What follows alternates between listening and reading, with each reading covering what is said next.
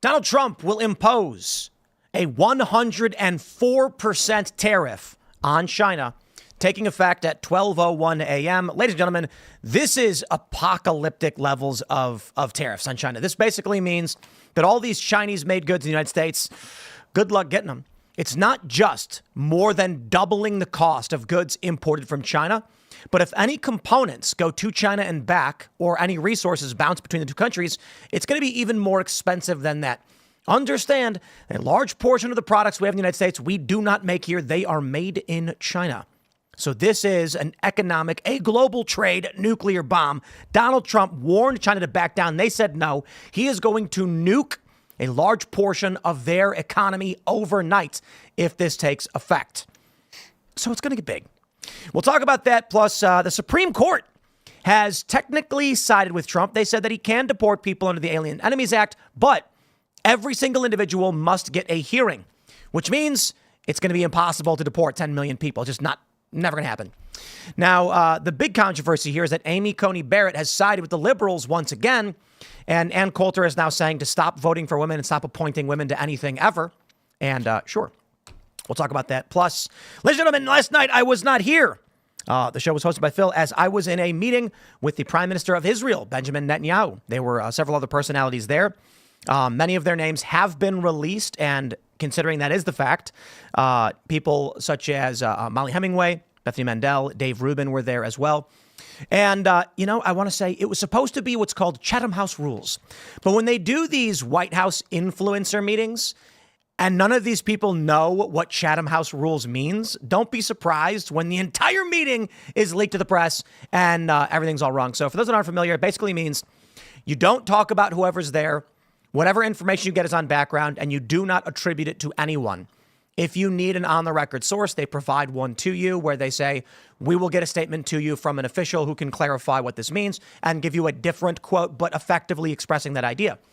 Following this, there's fake news. They're posting fake news about me. So we will talk about the conversation that I had with the Prime Minister and as well as many other people that were there. We asked several questions, much of it pertaining to the deep state, potential war with Iran, as well as influence operations. Once again, I will state there's a lot of people spreading fake news claiming that I said Qatar was funding influence operations. That is fake news. It's not true. But we'll get into all that, my friends. Before we get started, head over to tnusa.com/Tim. Tax Network USA sponsoring the show tonight. Well, my friends, tax season is officially here and the IRS is turning up the heat. With April 15th deadline fast approaching, now is the time to act. If you've fallen behind on filing or owe back taxes, delay will only make things worse. Every day you wait increases your risk and the consequences. With over 5,000 new tax liens filed every day and powerful enforcement tools like property seizures, bank levies, and wage garnishments at its disposal, the IRS is applying pressure at a level we haven't seen in years, driven by heightened administrative scrutiny. Don't make the mistake of facing the IRS alone. Tax Network USA is here to help you take control. Whether your tax issue is $10,000 or $10 million, their team of skilled attorneys and seasoned negotiators has resolved over $1 billion in tax debt using proven strategies. Your consultation is absolutely free. Don't wait for another letter or a surprise levy. Put a stop to the growing interest, penalties, and threats, and take back control of your finances. Call 1-800-958-1000 or visit tnusa.com/Tim. Tax season is here. Don't wait for April 15th to make a move. Beat the IRS to it. Again, tnusa.com/Tim. Thanks for the sponsorship, guys. Shout out. Don't forget to go to castbrew.com. Pick up some coffee. What are you doing for your holiday seasons? I mean, what holidays coming up now? Do we have any? Does anybody know? Easter, the end of the month. That's right. Easter. And unfortunately, Luck of the Seamus is sold out. But that would have been the one. Maybe some focus with Mr. Bocus espresso blend. Or maybe you bring in Easter with 2 weeks till Christmas. There's something there, right? I don't know. Why not? Christmas and Easter are different, but why not? Also, don't forget to join our Discord server. Head over to timcast.com, click join us. If you're sitting there, if you're watching the show and you're not engaging with this massive audience of over 20,000 people, you're missing out. Join in the fray of this culture war. Don't just be a passive observer. If you go to timcast.com and you click join us, you get in the Discord server. You can call into our uncensored members only show, which is 10 p.m. Monday through Thursday.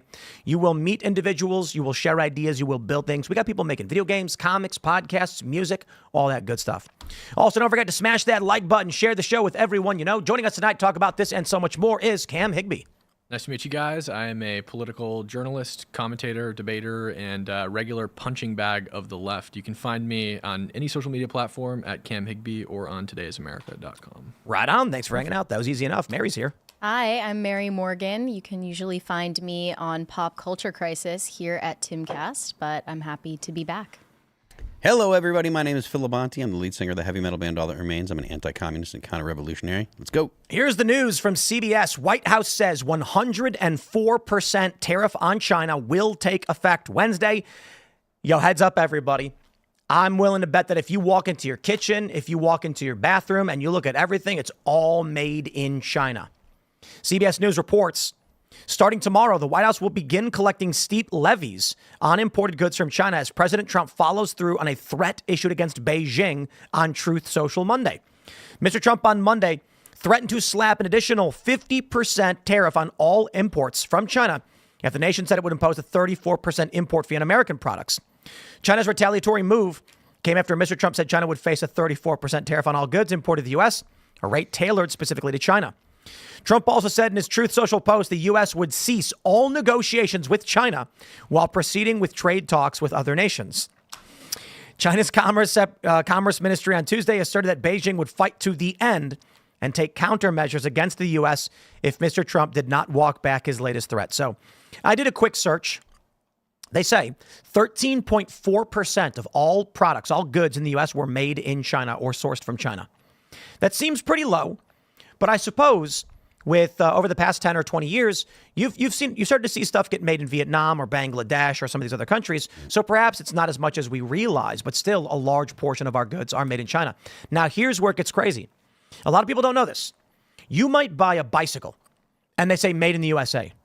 Yet they don't tell you all the parts came from China. Yep. And then it comes to a factory or an assembly line where they physically screw the wheels together, put the chain on and say made in America. They don't tell you where the parts are sourced from. So there have been NGOs, there have been activists who have been trying to source, they've been trying to create a trail, as it were, saying, when you buy this computer, here's where all the parts actually come from, because they don't actually all come from Korea or China. This is a nuclear global trade bomb. I mean, if Trump does do this, and we see companies panic, and they probably will, because you've got, at any given moment, goods are about to make port on the West Coast from China. And that means as soon as they land, as of 12:01, that small business is going to be told, hey, you got to pay 104% of whatever those goods are. So think about computer components. Think about vitamin C, washcloths, T-shirts, whatever it might be that's made in China. It's going to come to shore. The company that imports it is going to be told double the cost of that right now. A lot of them are going to say they can't do it. So I think we're going to see a lot of companies go out of business very quickly. There may be panic. This is bad. But you know, what's funny? Trump's attitude is, I will sacrifice so much to destroy the Chinese economy. I think China's going to be way more damaged by this than the United States will be.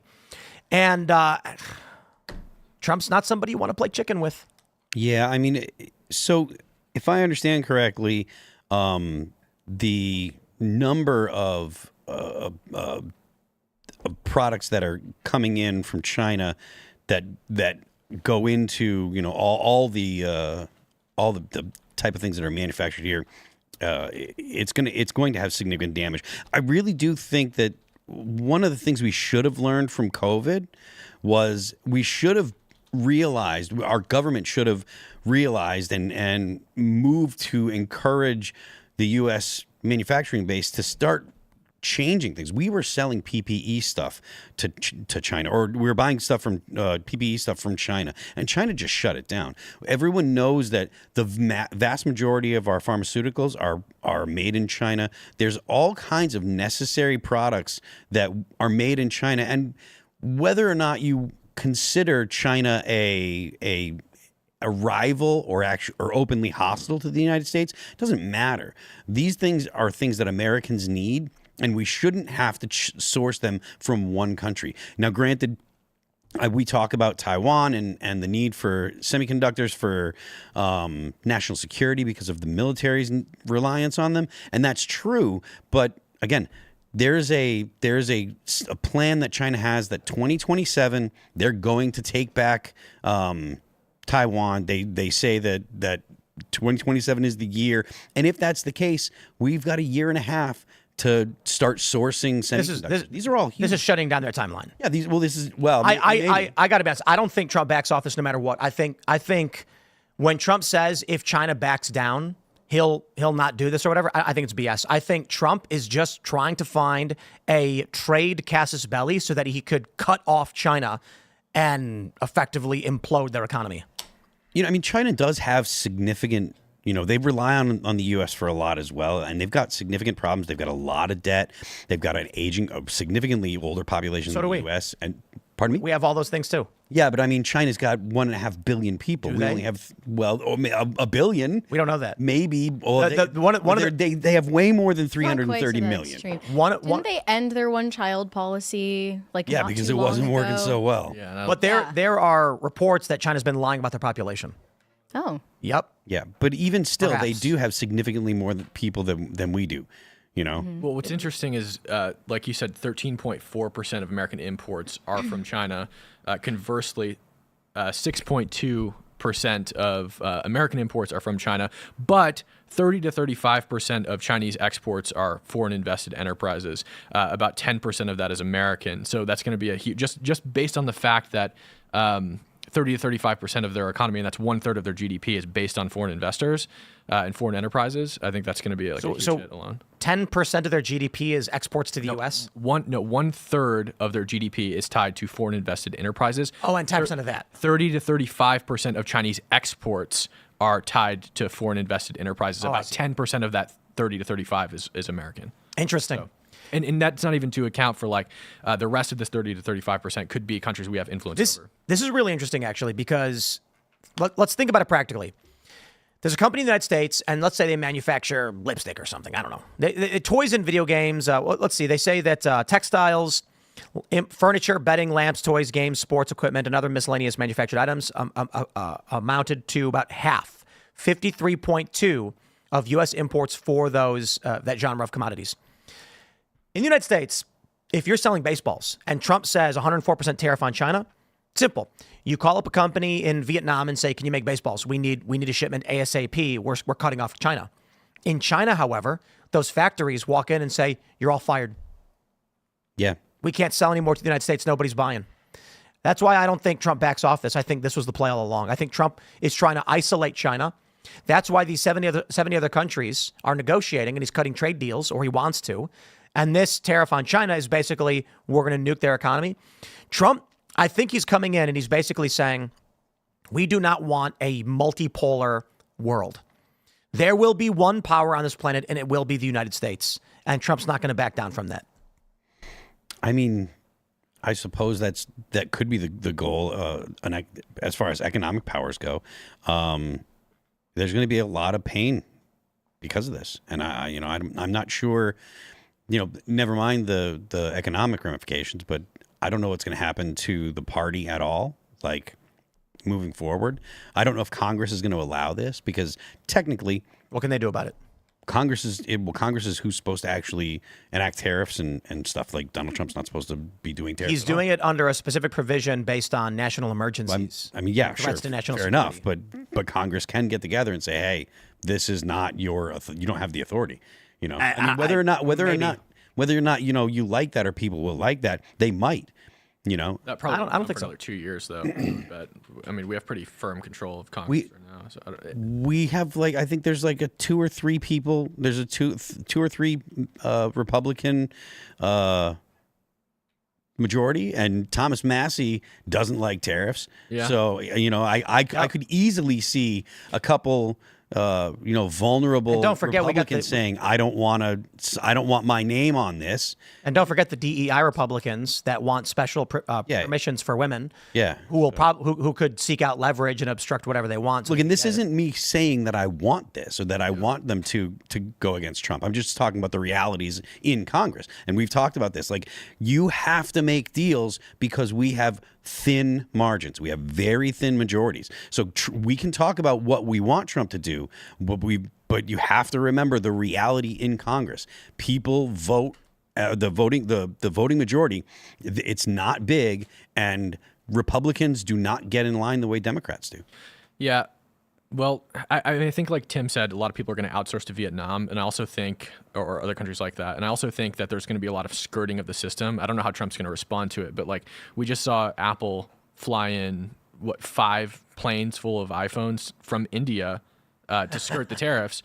And then, in addition, like I just think this whole problem just wouldn't even exist if in the 1970s and 80s, when all of our corporations started moving to China, India, Indonesia, Bangladesh, whatever country it is, if we just said, all right, so you guys are moving there for slave labor, basically. You want to pay people 10 cents an hour to produce whatever you have in a sweatshop. If we just said, all right, so let's implement a tariff on these countries that is a counterweight to whatever the difference in labor cost is, but we didn't do that. I mean, shoulda, coulda, woulda. Screwed, yeah, exactly. But now it is too late, and now we have the gun. What I would say is, like, I think you look back at the 1970s and 80s, it's like shoulda, woulda, coulda, but the reason we didn't do it is because we were afraid of protectionism. And like, I'm not like this huge raha protectionism guy, but I think that we shouldn't look at a problem that could have been solved with this exact procedure in the past and say, well, we shouldn't do it now because of the implications, because that's what they did in the 1970s and 80s. So I don't know.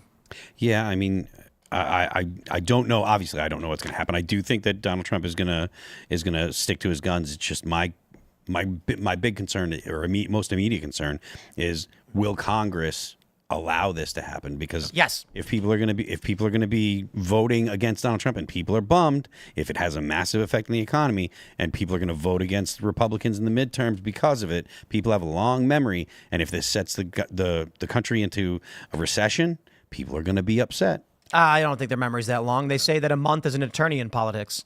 So if Trump does everything he's doing now and then starts changing the policies a year from now and things start getting better, he wins. It's a lot of ifs. I think it's actually rather simple, in fact. This is why it was so important this is why it is so important they have the October surprise. You put out damaging information in September, ain't nobody going to care come October. You want to get all the bad news out against your political opponent in October so that it's fresh in their minds. That's why Trump is taking these actions he's taking right now.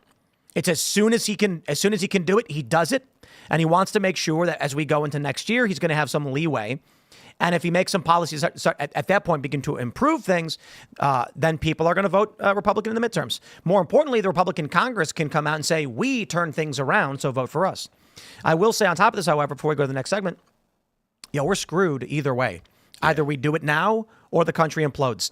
Gen Z owns nothing, and they are unhappy.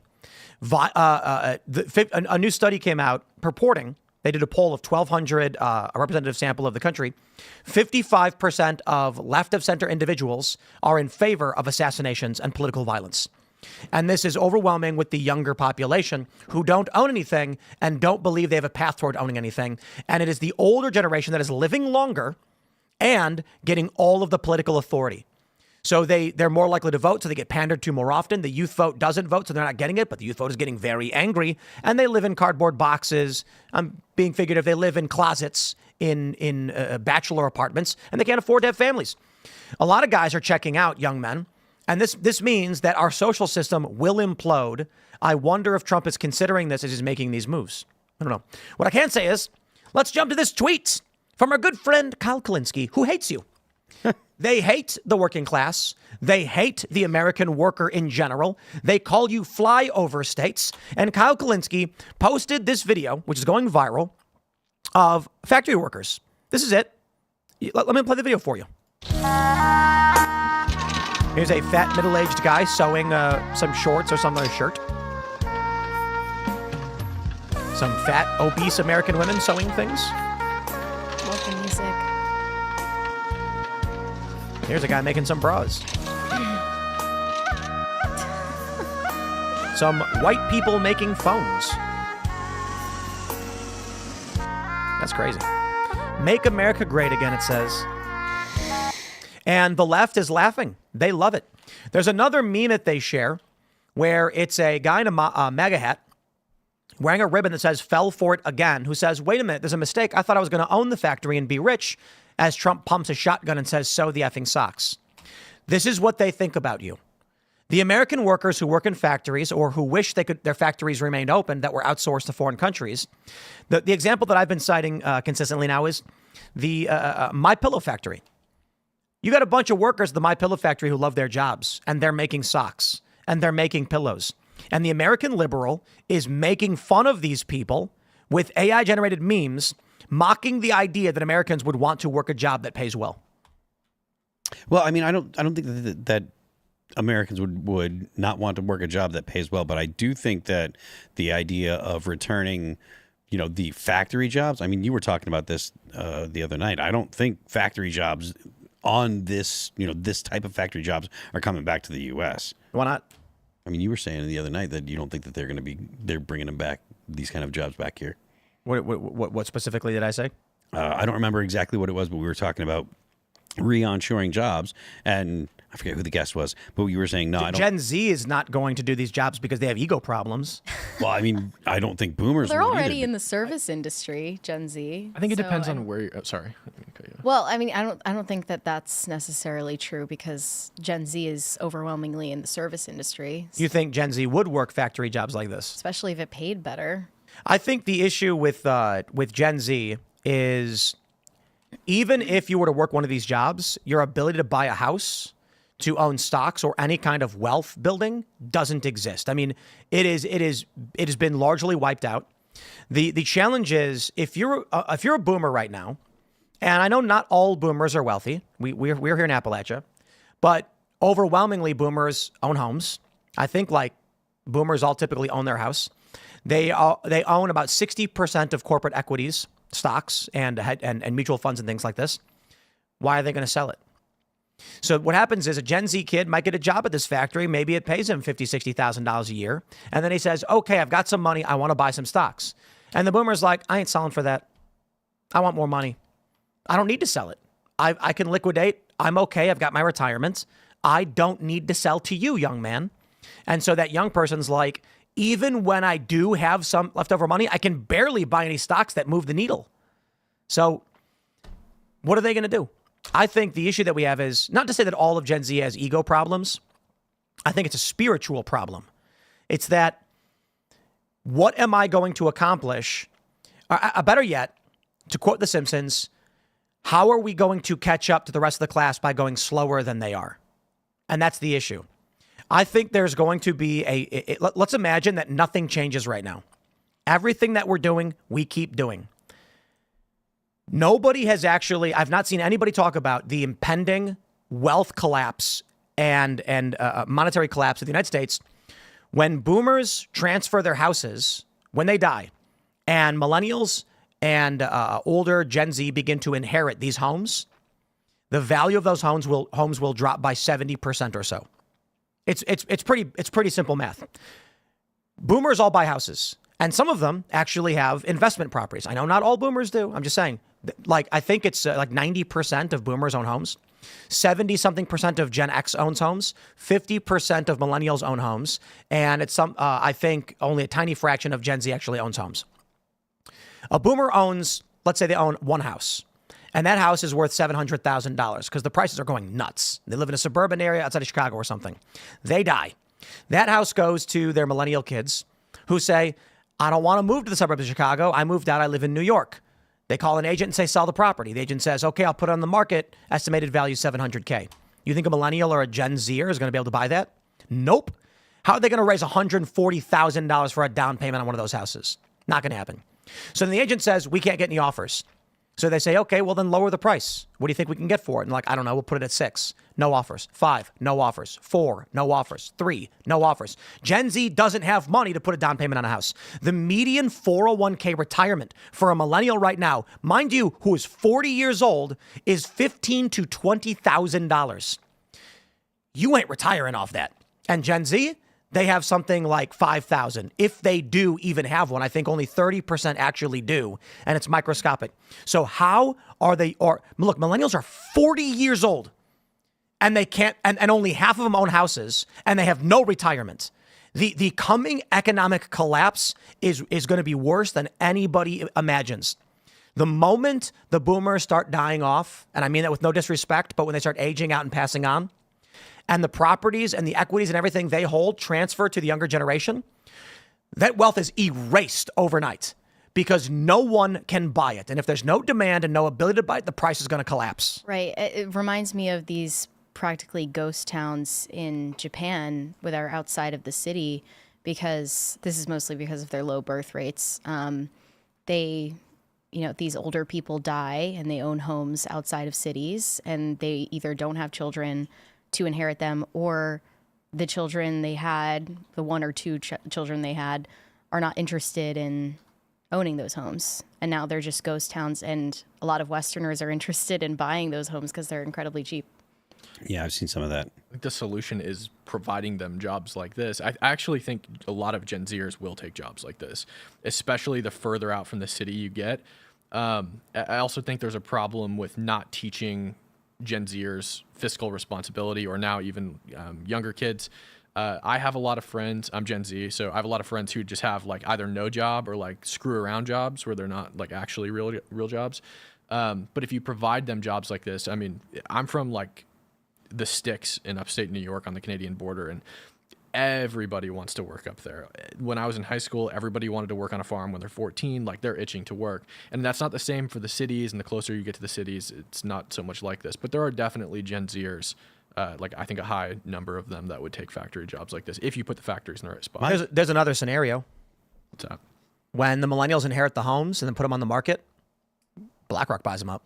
Right. And then you will own nothing, and you will live in the pods, and you will eat the bugs. You're talking about the factories being in the right places. The problem is Gen Z wants to live in either suburban or urban areas so that they can have opportunities for consumption that are actually accessible to them, because obviously they don't have the capital to buy homes and make investments. The only consumption that's accessible to them is basically DoorDash and streaming services. So they want to live in or near cities. So are the factories going to be in or near cities? I don't think so. I think you put them in places where the culture is working. So like I come from a mining town. Everyone, not everyone, I shouldn't say everyone, but a lot of people, when they get to like a legal working age, like 18 to, they're out of high school, 18 to 25, whatever, they go and work in the mines, and they're happy to do that, and they love it because they're making good money, whatever. So you have to put them in places where the culture is to work. And I think when you put the factories in those places, the town around it will develop on its own. And it's not like a mine where I'm from. The mine dries up, the town goes to crap. But I think the issue largely is that younger generations, starting with probably to a smaller degree Gen X, to a greater degree millennials, to a great degree millennials, and then to an even greater degree Gen Z, the older generation continually treats the younger generation like incompetent children, incapable of doing anything. Mm-hmm. So whereas a 22-year-old man should be either running his own shop or the manager of a business or doing like a mid-level position with starting out his family, buying his first home, having kids, today in the news, in the media, in our culture, they will say a 22-year-old is a child. Like a 22-year-old fully grown adult human being, and they treat him like a child. Mm-hmm. And so we don't have, how many Gen Z politicians are there? I don't think, a handful. Oh, so people run for stuff. Who's that chick with the keffia? Yeah, but she's not in. So, is Jasmine plenty Crockett? who want to try. I don't think she's Gen Z. I'm not sure how old Jasmine Crockett is. How many millennial are there? Millennials. A greater number now, but I would say massively delayed. And part of it is they say that when the Oh, no. Jasmine Crocker's a millennial. 170% increase in Gen Z lawmakers taking office as of 2023. But what does that mean? State reps. Is that in, I don't state know. reps, or is that in Congress? And how many of them are communists? Yeah. Probably most. A lot of them, I'd imagine. So, look, my view is when you see these stories of 30-year-old virgins, we had a movie that came out, what was it, 10, 15 years ago called The 40-Year-Old Virgin. And it was like, ha ha ha, how funny of this guy who like never had it happen for him. Now we have increasing reports that young men have isolated themselves and there's like early 30s virgin men. You know, and again, I always mention this because Seamus Coughlin said based at that story because he's thinking it from a religious perspective. And I'm like, bro, no. Only They should Maxwell have been Frost. married at 22. Only one? Only Maxwell Frost, who's from Democrat from Florida's 10th Congressional District. He was first elected in 2022 at the age of 25. He remains the only Gen Z member in the 119th Congress. To be fair, I mean, I think the oldest Gen Z is what, 27? I think so. I'm not So sure. There's a good amount in like state politics, I think. Like Yeah. Braxton I'm looking Mitchell at is a friend the of mine. state reps. Yeah. But I largely what I mean is industry is like the boomer generation is not letting go. And it's because they're living longer. People used to die and retire much earlier. Now the retirement age is getting pushed. People are living longer. I'm not saying this to disrespect you boomers, but boomers are not letting go of their wealth and property and assets. So millennials have accrued very little. Gen Z has accrued much less. And still, Gen Z and millennials look up to boomers who are past retirement age by now. I think it also goes back to, like I said, Everyone forgets Gen X, by the way. That's why I didn't mention them. Yeah, well, we're quiet. fiscal education in school. Like another problem is like Gen Zers do have some degree of money. It's not a lot, right? But they're also not taking any of their money and investing it. They're not taking any of their money and doing anything with it that will cause that money to grow over time because they're not taught to do that, which is a problem. Because if you don't start saving for retirement until you're 45 years old, you're probably not going to be retiring at the age of 65, right? Look, let me just round out this segment by saying millennials can't retire. There's no reality where a millennial retires. None. Me?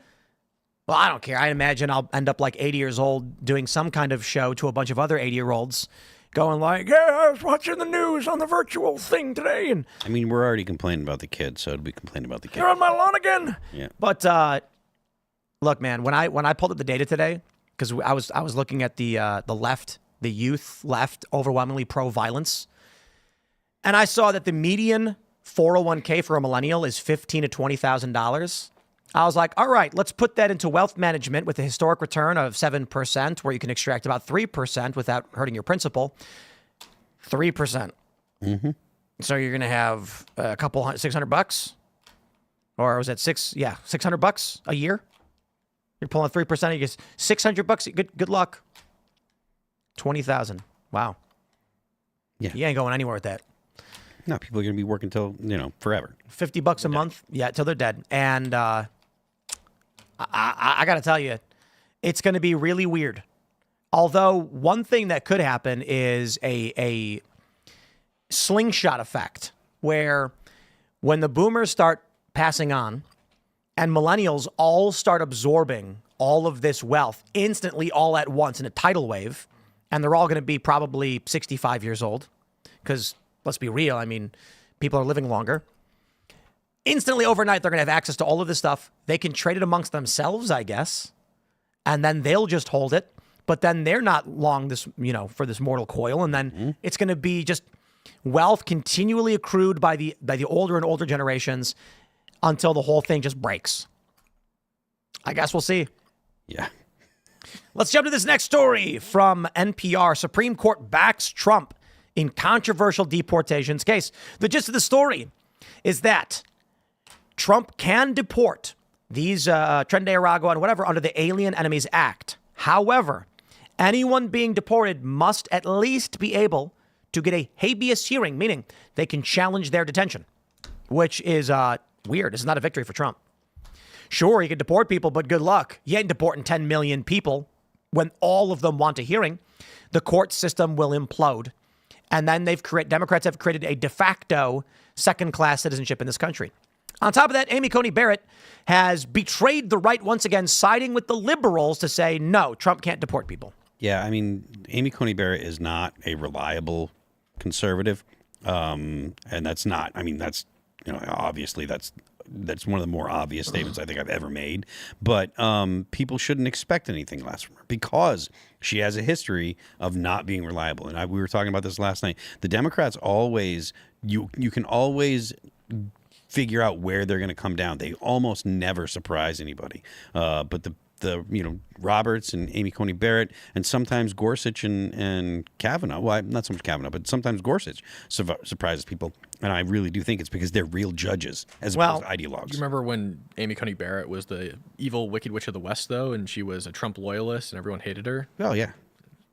Ann Coulter says, all the ladies, Republicans, please stop voting for, electing, or nominating women for anything. Will you never learn?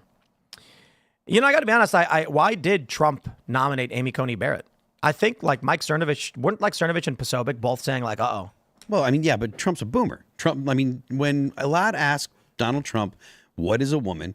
The responses that he gave were all the responses that you would expect someone that grew up in the 70s, 80s, and 90s. He said someone who's much smarter than me. Exactly. He was doing the whole, playing the, shucks, girls are powerful and blah, blah, blah. He was doing that. And it's because of his age. It's because of when he grew up. Is he a feminist? I don't Yes. think... Is Trump a feminist? He absolutely is, yes. He is a second-wave feminist. He's famous for That's a appointing, I think, the first female skyscraper foreperson or something like this for a contract company. Trump very much continually puts women in positions of power, but... He should stop doing that. I don't think... Well, that, so this is... You have to be a feminist to do that, though. But this is second-wave feminism. It is feminist. You go back to when Trump was a kid, there were concerns about giving a woman the lead role in building a skyscraper. Nobody would do it. Trump did. So you think that if... To be considered not a feminist, you have to do things like say, no, I won't hire a woman for that? Yes. Well, really? Yes. Look at first wave feminism. Okay. Women can vote. Second wave, women should be in the workplace and running the show. Third wave was when it got weird, intersectional women stuff. Women aren't women. that was now that's fourth. Now women aren't women. Fourth, fourth or fifth generation or whatever. I think it's fourth wave. Third wave was the intersectional weird. Third wave stuff. Was like all sex is rape. Yeah. The fourth wave was women aren't women. Yeah. But the second wave was literally give women leadership roles, make them girl bosses. And Trump was one of the leaders of that. Girl boss president. Trump bragged about it. He was I think he said the first person to put a woman in charge of building a skyscraper. See, it's my intuition that Trump wants people to like him so much that he does things that he thinks people will like. And I don't think that it's about ideology, or I don't think that it's about, oh, I'm a feminist and I believe in blah, blah, blah. I think if it's all about people will like me if I hire women because people want to see women in these positions. Not that Trump has any commitment to it. It's both because, that type of second wave feminist ideology was really ingrained into his generation. Maybe something he wouldn't even second guess. Let's take a look at this Wikipedia page that's pulled up. Barbara Ress. Let's see. Let's go back real quick. She was the first woman to oversee a major NYC construction site working with Trump. That's amazing. She helped build Trump Tower between 80 and 84. Is that what that says? She was born. Where's the works here? Let's get the. Where's that quote? Let's try and get the, I don't care about her book. Here you go. They just talk about this, blah, blah, blah.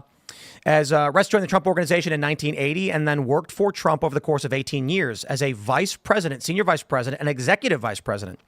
Ress was hired by Trump to lead construction on Trump Tower as vice president in charge of construction when she was 31 years old and helped build Trump Tower between 1980 and 1984.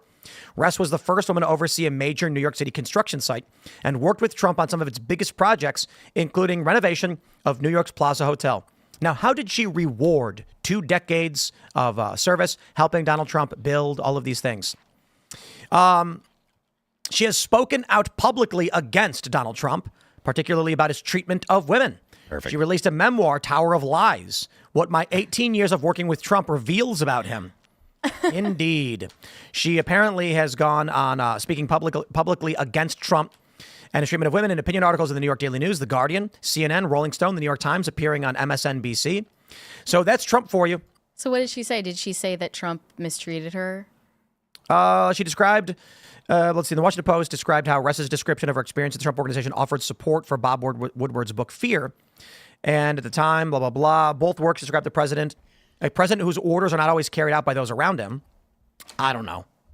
she's unfit for office, whatever. He also really liked promoting female entrepreneurs on The Apprentice, and he has a history of basically being I strongly feel like that's because he gets the pats on the back. He loves powerful Slavic women. feminist. Look, like I said the other day, like I've said before, he would if the Democrats had kissed his butt when he got into office in 2016, he would have switched sides in a second because he's a people pleaser. It's not that he has some kind of deep, or at least it's not my sense that he has some kind of deep belief that women have been oppressed and he needs to do this and blah blah blah. It's about, if I do this, people will like me. So I don't consider, I mean, maybe you can call that feminism or whatever, but it's not like he's got some kind of ideological disposition towards it. It's just, how do I get people to pat me on the back and say, good Trump? I mean, an ideological disposition only insofar as he is a boomer. And all boomers have that. Almost all boomers have that ideological disposition.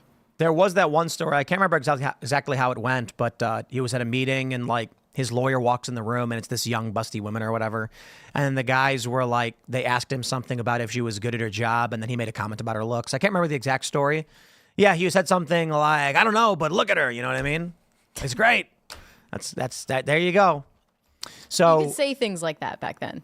I wonder if Trump thought by nominating Amy Coney Barrett, it would be an easier confirmation because she's a woman. It's kind of a win with the religious right because everyone was so excited about the possibility of overturning Roe v. Wade with her. She did. Yeah. Yeah. To her credit, she did. But I think what's happened is over the past couple of years, she's terrified of being murdered. And that, some guy showed up to kill Kavanaugh. I think she's freaked out by it and she doesn't want to do it anymore. I think, maybe she should resign right now. Then Trump can appoint somebody else.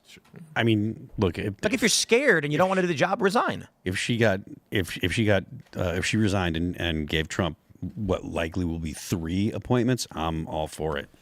I think there's a strong possibility that she is scared because you look at how she voted to overturn Roe v. Wade, and that was one of the most consequential rulings of our generation.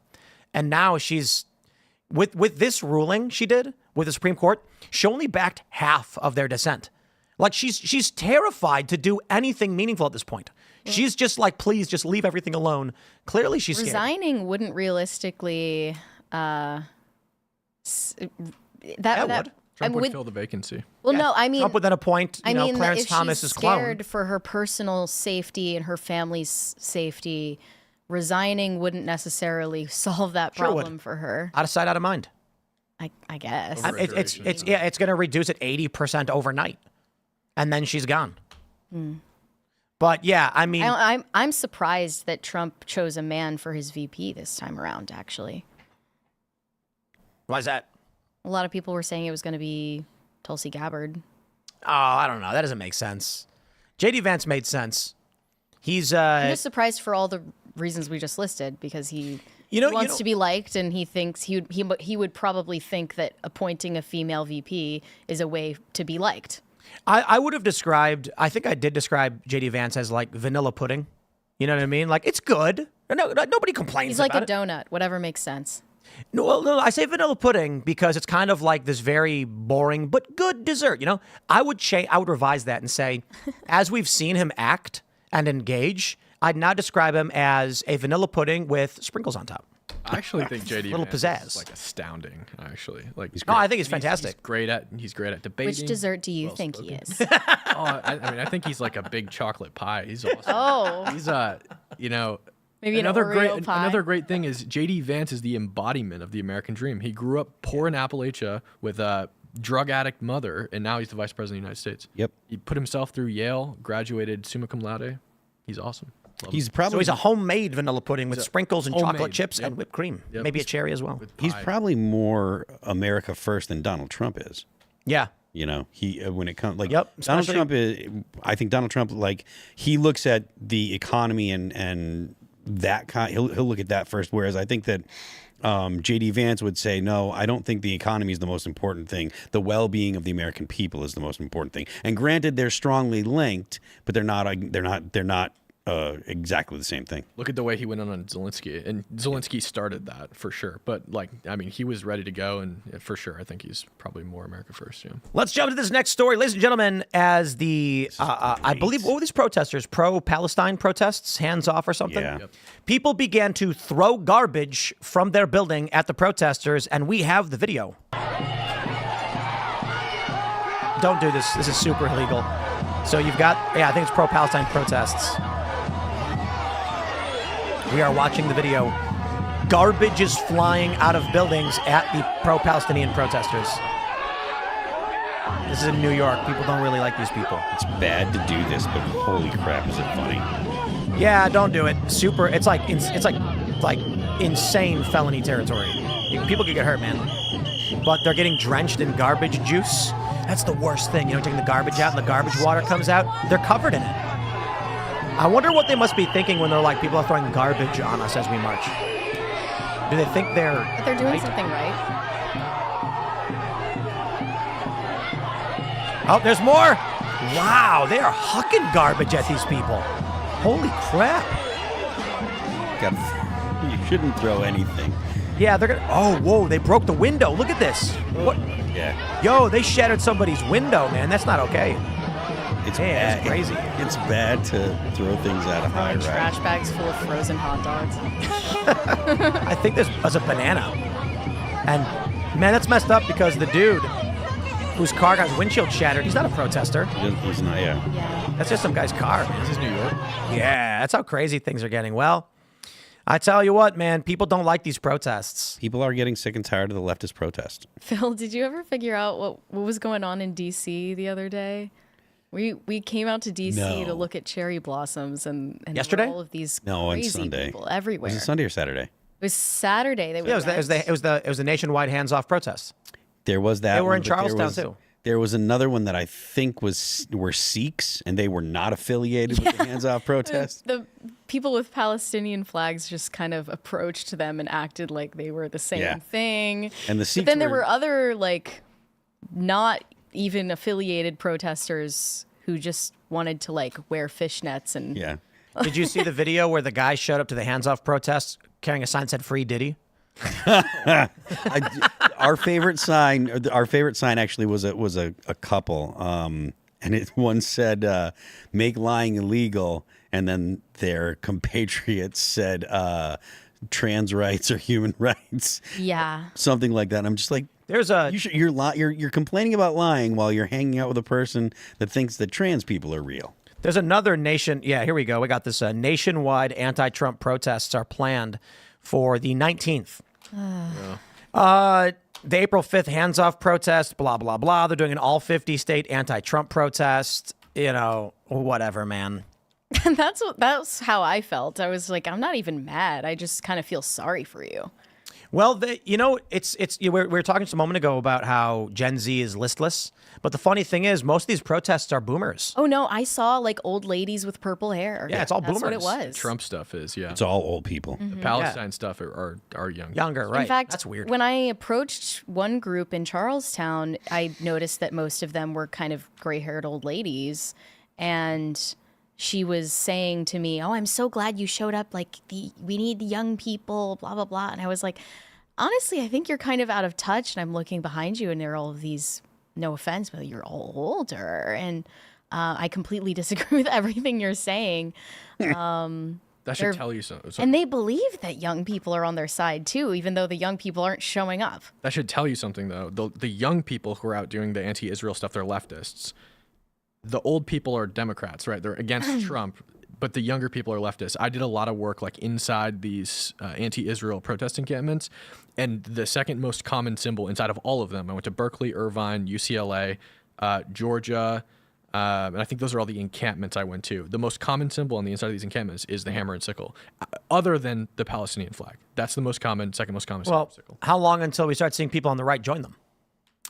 That's a great question. Probably, I think it's probably already happening. Yeah.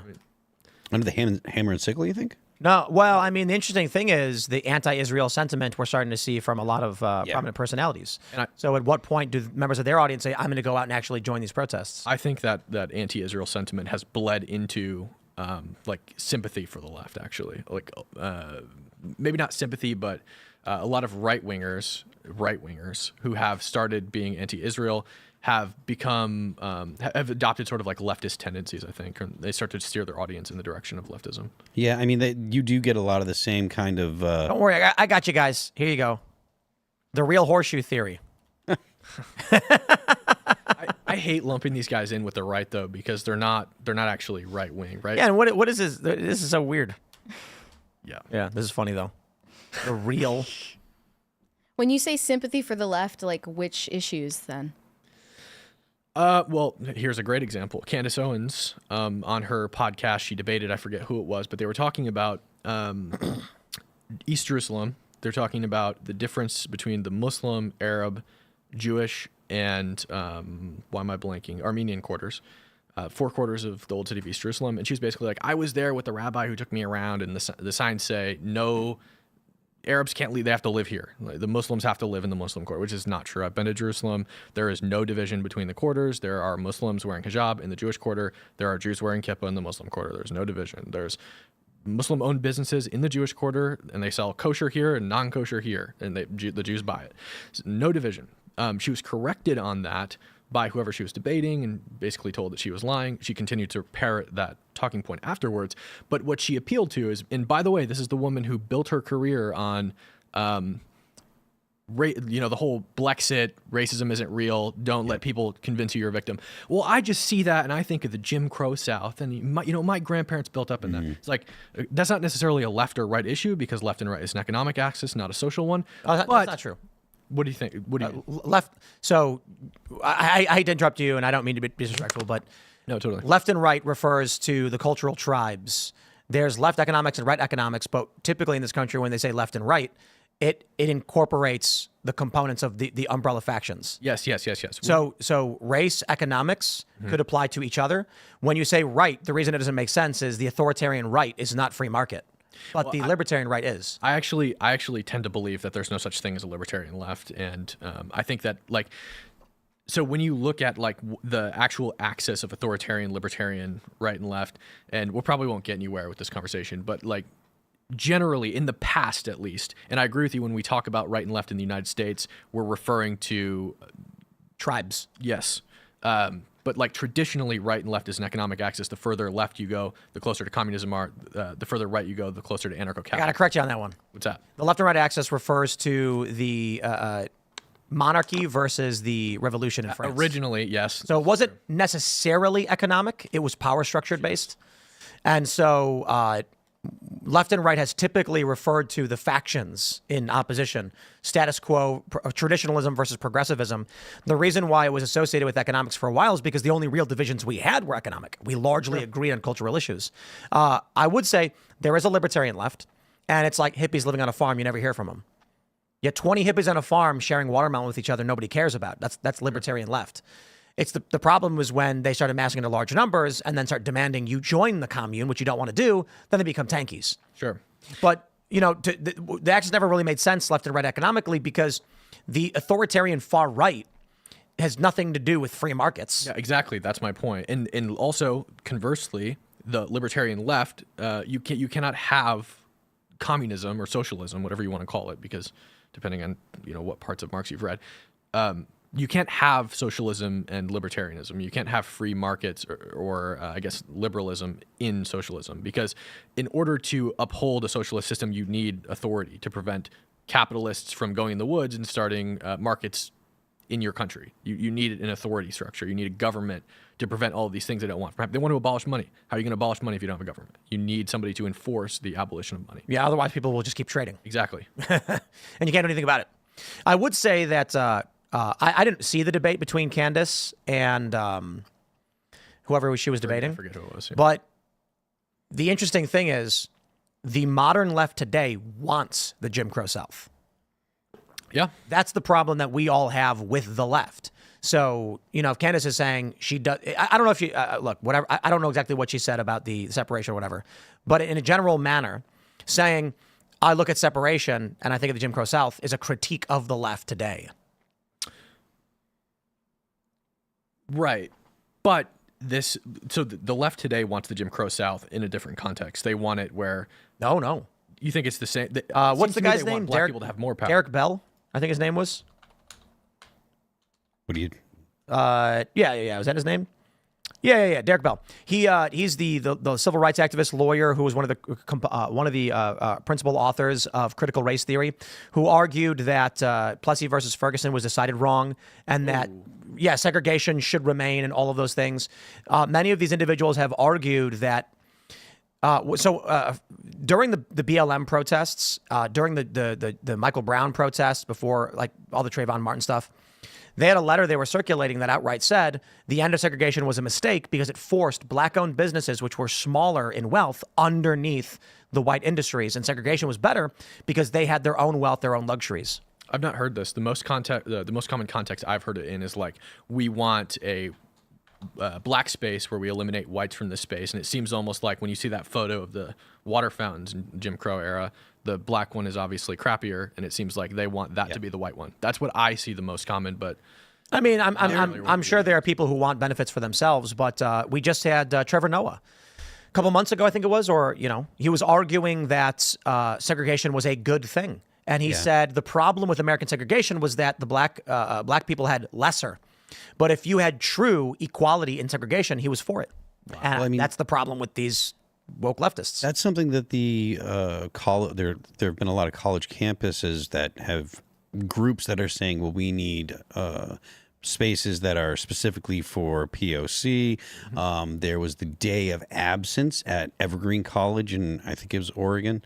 And the point was to say, it used to be where people of color and black students wouldn't go to school, so that way the white students would notice their absence. But it turned into they didn't want white people going to school on those days. And this was happening in I think 2017, 18, 19. This was before your average normie knew what woke was. So the idea of segregation on the left is absolutely real. There are a lot of people that want it. They're the quote unquote progressives, and they're the people that, if they're not moderated by government or whatever, they would be all for any kind of discrimination against white people, because they look at it as what's his name, the Ibram Kendi guy. He was saying that the cure for past bigotry is not bigotry, but the discrimination is discrimination now. The cure for discrimination now is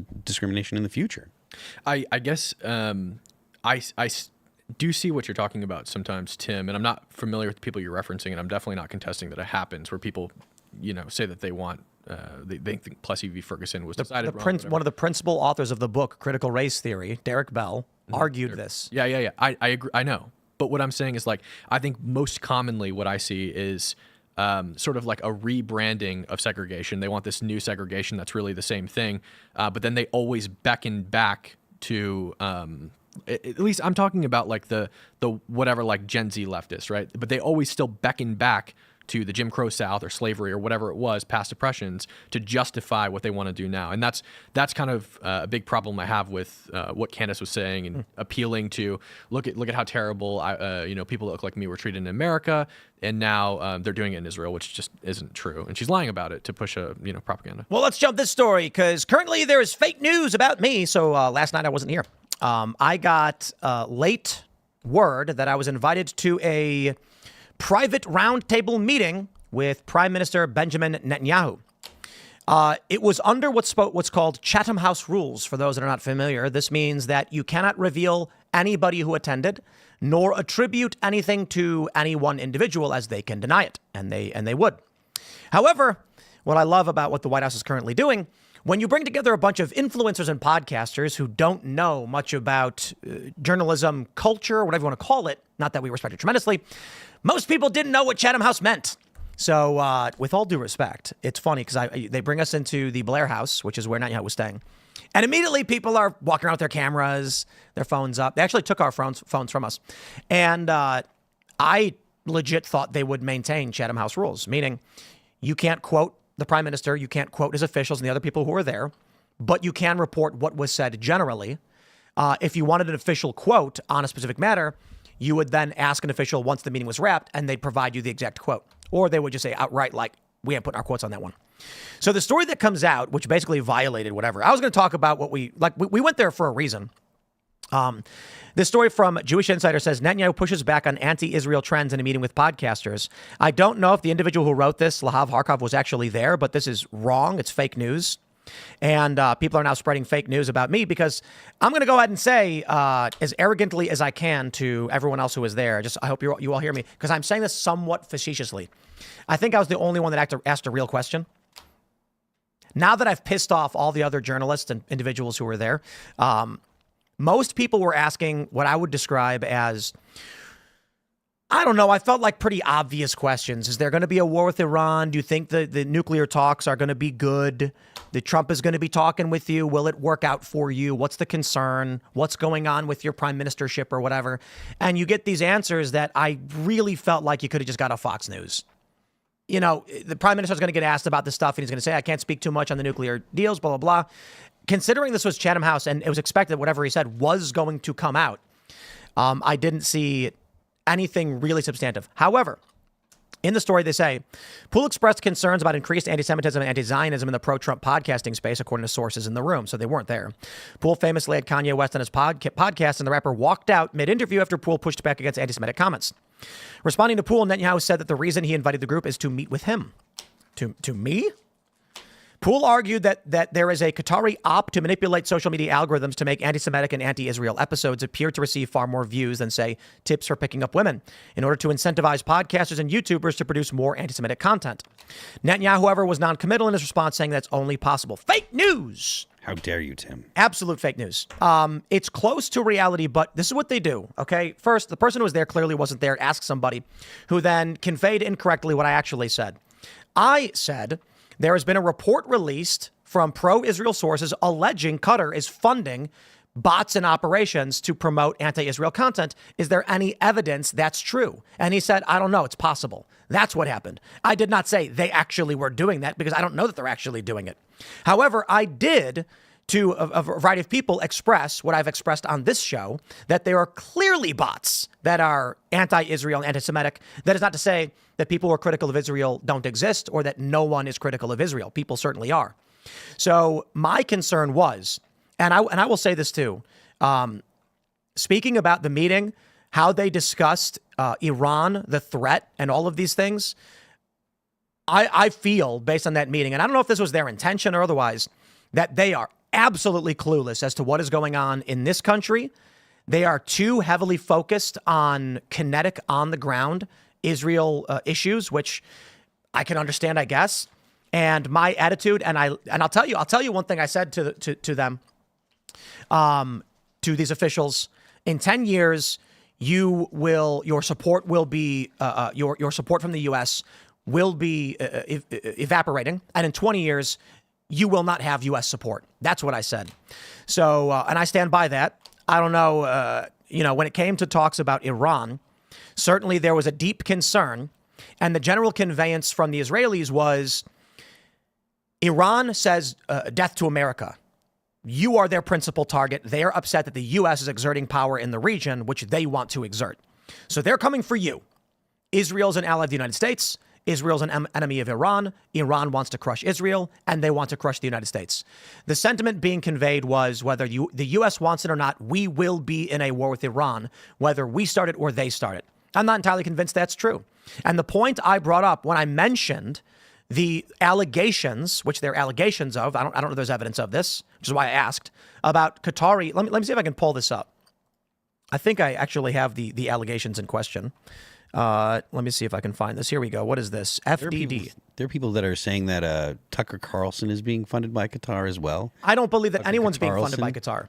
So FDD, this is the Foundation for Defense of Democracy, says Al Jazeera allegedly using bots to spread propaganda while skirting U.S. law. This came out December 9th. I did not assert this was true. I said, is there evidence to corroborate this? Largely because what I see happening is multifaceted. I've talked to enough young people, probably not enough to be completely honest, but I've talked to young people. Where's the story? Here we go. Who are scared to call for the suspension of TikTok, largely because of the anti-Israel cohort.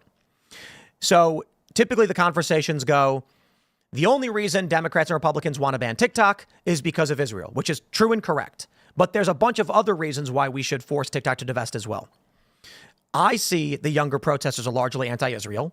And I see right now there is no message conveyed to young people why they should support Israel. And I'm not saying that I do. I'm asking them, what are you paying attention to? Now, I'll tell you this. My having left this meeting is they are clueless to the issue. They don't know. Despite the fact there was literally a protest outside, they were dismissive of. They say these things happen. The trends that I see are younger people are increasingly anti-Israel.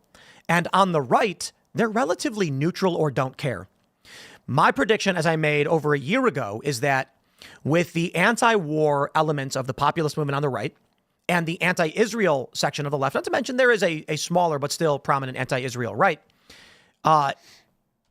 Israel's not going to have support from this country in 20 years.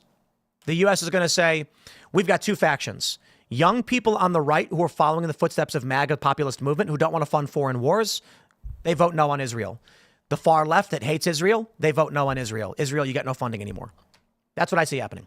I think that's fairly obvious when you talk to any, Zoomers. They're clearly not pro-Israel. They look at the United States and say, look, we have our own problems here. And they look at our history of, foreign adventurism, and they're like, this hasn't worked out for me personally. I can't afford this. I can't pay bills, or I can't have a nice place or whatever.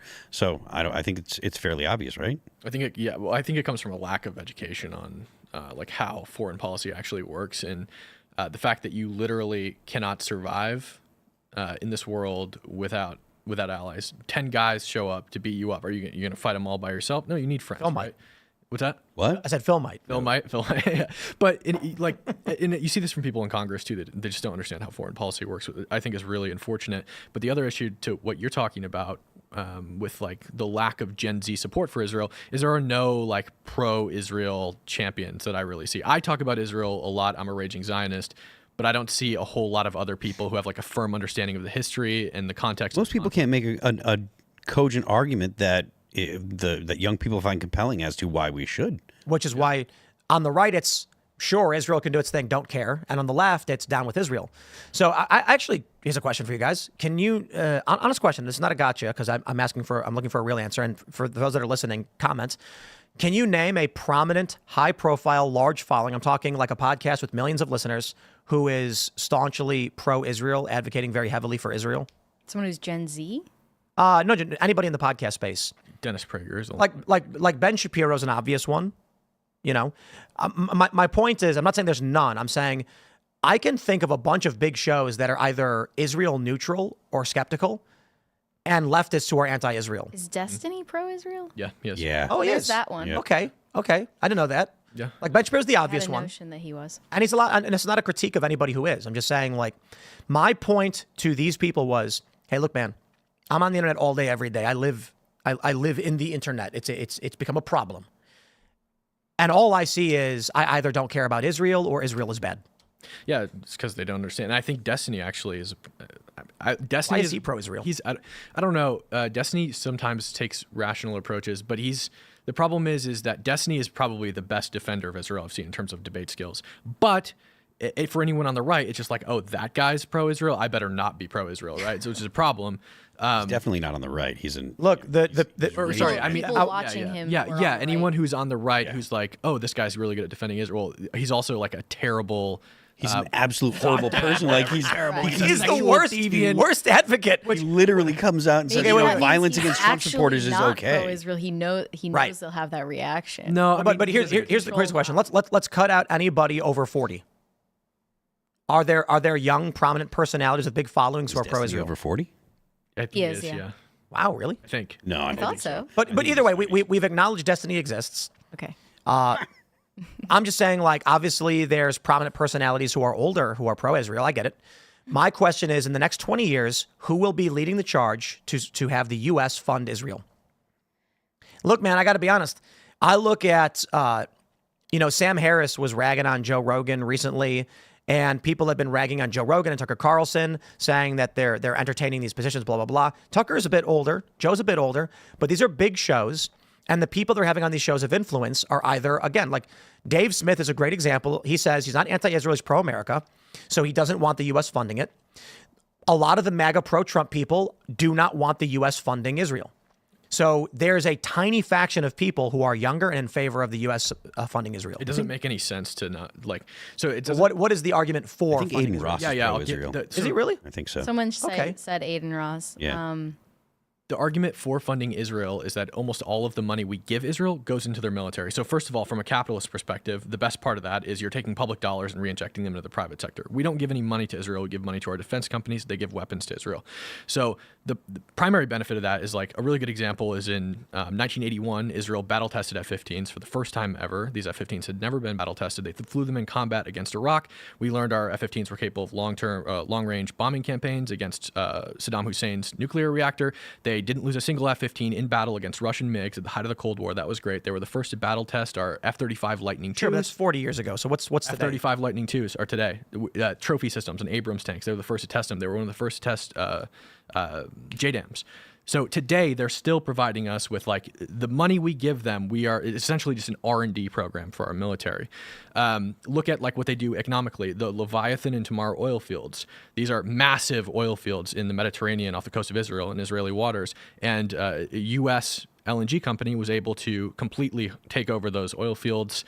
It's called Noble. They're, I believe, based in Dallas-Fort Worth. We made tons of money off that. We also regularized relations with Arab countries in the region by selling them the oil.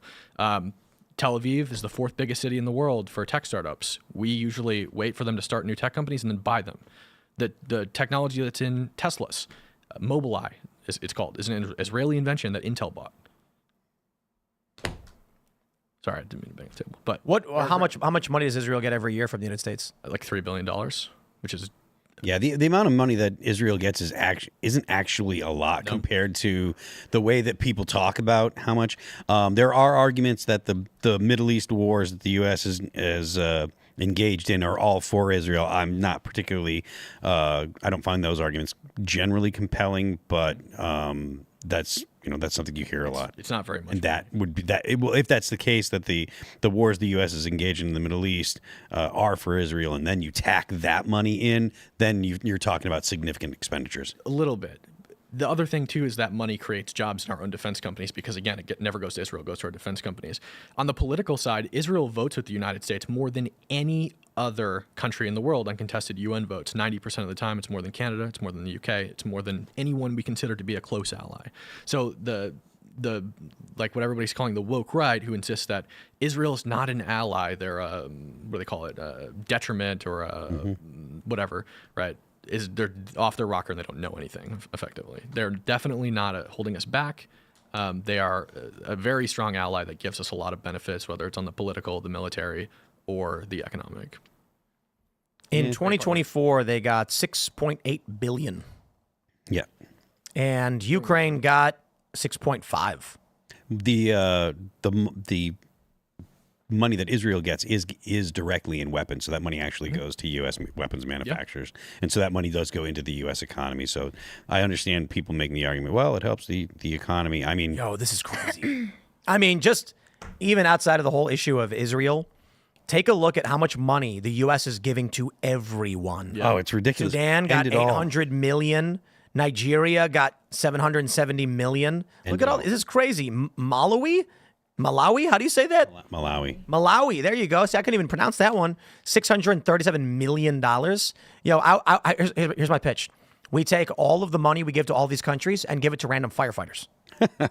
Just put it on a big pool and then just dish out $1 million to every firefighter we can until we run out. But a lot of this money is also to prevent, like, to put U.S. influence over these countries, take a drop in the foreign aid bucket, give it to these countries so they're dependent on the United States and China doesn't swoop in and take them as a... It is. It's the liberal economic order. Yep. Mm-hmm. The idea is that if we maintain, if you tell those leaders, hey, look, man, you're going to be a millionaire. You're going to have an infinity pool and every luxury car. Don't go to war. They say, okay. And if they don't listen, then, helicopter flies in the middle of the night and then they're not the leader anymore. That's how it goes. Yeah, well, So this is obviously not correct. They got more than in 2024. Ukraine got more than 6.5 billion. Yeah. Depends how they're calculated. How are they calculated? Right. 'Cause a lot of it was just like old military equipment. 2023. What do we get for Ukraine? What is this? France, get out of here. 2023. We don't need it. You can go away. 28 billion. Wow. What did Israel get in 2023? Not 28 billion. Not 28 billion. No. 3 billion. 28 billion. What? We're fighting the war. I mean, this war wouldn't be going on if we were not fighting. Yeah, I mean, that's... been over. Jeez, man. Conversely, if we weren't funding Israel, Israel would still be fighting the war, and they'd be doing probably just fine, as they've shown time and time again before we funded them. But I think the principal reason that people in this country are supportive of Israel is for religious reasons. I think lot of it's Christians. Evangelicals, a lot of them. Yep. And it's fascinating that I guess before modern Israel, what was there? What did they call it? Mandatory Palestine, or Eretz Israel, land of Israel, mandatory Palestine. Interesting. And then before that, it was obviously the Ottoman Empire. We were talking about this a while ago, that there are people who are intentionally trying to create the circumstances by which revelation happens. Yep. So we talked about like the red heifers. Mm-hmm. Yeah. They're intentionally trying to breed them so that they can have them. And some people, I watched this interesting little mini documentary about Armageddon, and they were saying that there's some people who believe that it's the book of Revelation, right? Is it plural? It's Revelation, right? I don't know. Not sure. They say it's singular. It's the revelation. Yeah, which is, I think Armageddon means revelation too, right? There are people who believe it's predictive. This is what will happen. There are people who believe it is descriptive. This is what did happen. And there are people who believe it's a, how would you describe it? It's telling you what to do. It's describing. Instructions. Right. It's instructive. There you go. And some people are a mix of all of these things. And there are people with power that are trying to intentionally bring about the circumstances from the book of Revelation so that they can force the coming of the Messiah, or they believe that when they accomplish these tasks, it will happen. So I don't know about all that. All I know is there's people, they exist, right? They're breeding the red heifers or whatever. I don't know if they're prominent. But I do believe when you look at the United States, today it's overwhelmingly pro-Israel. It's like 70, 80% pro-Israel. But I think if you go to look at the younger generation, it's probably split. It's probably way less than that, maybe less than 50-50. Yeah. Probably general The opposition. general pro-Israel stance too is probably mostly people who just view it as a default thing. Like, Right, I remember exactly. when I was a kid and abortion was a thing. I was just like default. Yep, I'm pro-choice because that's how we ride in the 21st century. Until I looked into it, but I think that's probably the case for most people who are like pro-Israel. They're not talking about it. Interesting. 18 to 24-year-olds, a poll found, Harvard-Harris, 48% support Hamas. That's... Like that's what it says. Yes. That's what Mine it would says be- on the survey. Do you support Hamas? Yes or no? That's what it says. Young Americans have mean, mixed that's- views about Hamas. Let me pull it up. I am fine Yeah, with yep. people that are critical of Israel and don't like Israel, but supporting Hamas I don't think is they know what. Harvard-Harris poll from March found 40% of Americans, 18 to 24, They're a 24 terrorist said organization. they support Hamas over Israel. But I don't think they know what Hamas is. No, they don't. Of course. Like I don't think they know what that word means. Their charter literally says that their day of judgment, so like whatever the rapture, like it says the day of judgment will not come about until the Muslims fight the Jews, killing the Jews. Yeah. Oh, it's worse than that, brother. Yeah, when the Jews It's are actually killing in the the Jews. Hadith. Yeah, it's a hadith. Yeah, exactly. It says that until the Muslims fight the Jews, and every rock and tree will say, "Oh, Muslim, Yes. come! There's a Jew hiding behind me. Come kill him." There's a Jew behind me. Come and kill him. Yeah, That's crazy. Except the Garknad tree, which is a Jew lover tree. That one won't. That kill one him. won't. No, yeah. No, read it. That's yeah. hilarious. Except- Yeah, that one really bothers me because like all of these rules you get on social media companies about hate speech, and I'm like, bro, there's a religion that has like a tenet that says they have to kill another religion. Like, come on, complete their religion. We're not going to respect all religions here, dude. Yeah, oh, Part no. of it also is that they have to lie to non-believers about what they believe in order to make them join Yeah. Islam. Well, I think they can lie. I don't know that says they Yeah. have to lie. okay. They're the same kind of comments about Judaism as well. Like if in the Talmud, I guess there's some really controversial things that are in there that people Yes. tend to cite a lot. There's a lot of people that are in my mentions frequently being like, read the Talmud and they hate you. They hate you because you're a Gentile or whatever. But the difference You're a goy. between that is that a hadith is the word of the Prophet Muhammad, right? Yeah. That's what they believe hadiths are. They are the word of Prophet Muhammad, and the Quran says that the word of Prophet Muhammad is the word of God, and whatever he says goes, and that's what you follow. The Talmud is 2,000 pages of rabbis arguing about what biblical law says, right? So none of it is like authoritative, and you don't have to follow it. But the hadiths you do. One thing I don't get about like Islam is like Islam says that Christians are polytheists, right? They say that because they worship the Trinity, they say they're polytheists. But at the same time, they say that Muhammad is like Muhammad's words are the word of God word of Allah. Yeah. So that's the same thing, isn't it? Or at least it's. I mean, it's. That you think they view Muhammad as a deity? No. Well, I mean, the way they behave, they would say they don't. Right. But to an outsider, it looks the same as the way that, people treat Christianity when it comes to the way that Christ and God and the Holy Spirit are one, And there are different degrees of hadiths, which is based on, I believe, like the how strong the belief is that Muhammad actually said this thing. So I don't know what degree that hadith that says the day of judgment will come about to the Muslims fight the Jews, killing the Jews, is, but it doesn't matter because there is a group that, what was it, 24% of Gen Zers said that they support that does believe that. 48. 48. Okay, great. Even worse. Yeah, didn't I just pull it up? Where did it go? I don't know. Yeah, here you go. New York Post. It says, Harvard-Harris poll, 48% of Americans aged 24 say they would support Hamas over the Jewish state, making them the only age demographic for which Israel did not enjoy at least a double-digit support over the terror group in the Gaza Strip. Yeah, I mean, look, at the end of the day, Hamas is a terrorist organization. And guess what's legal in the Gaza Strip, by the way? And actually every other Muslim country that I can think of except Jordan. Child rape. You can marry a child. There is no legal age of marriage in any of these countries. And spousal rape is legal. If you can marry a child and you can... what does that equal? Yeah. Sudan has a legal age of marriage at 10 years old. In Jordan, it's 18. In the West Bank, it's actually 18 as well, which is very surprising. But Gaza never adopted that rule. So, yep. Crazy. It's wonderful. Well, that's... I guess we'll grab another segment after this, but my final thoughts on this meeting. My view would be that... Man, I don't know. There's concerns over Iran getting a nuclear weapon. Trump is supposed to be having talks Saturday, with Iran that I don't know are going to go well. And we're back in Bagram as well. Exactly. We're back in Bagram. The general sentiment that was conveyed to us was whether we want a war with Iran or not, Iran is intent on destroying us. So obviously... it's expressed we don't want war, but if these nuclear talks don't go well and they begin to work towards a nuclear weapon, they never said anything like there's going to be war, but that was the general vibe of like, no one's going to let Iran get a nuclear weapon. It's going to get bad. I don't want war. I don't want to be involved. I don't have any good answers for you guys. Sorry. The U.S. is going to do weird, crazy stuff, and they're going to lie to us the whole time. Yeah, I was surprised when I read that the U.S. was going to go back into Bagram. It only makes the Abbey Gate and the pullout that much more infuriating that, the Biden administration pulls out and we gave the Taliban a boatload of weapons. Mm-hmm.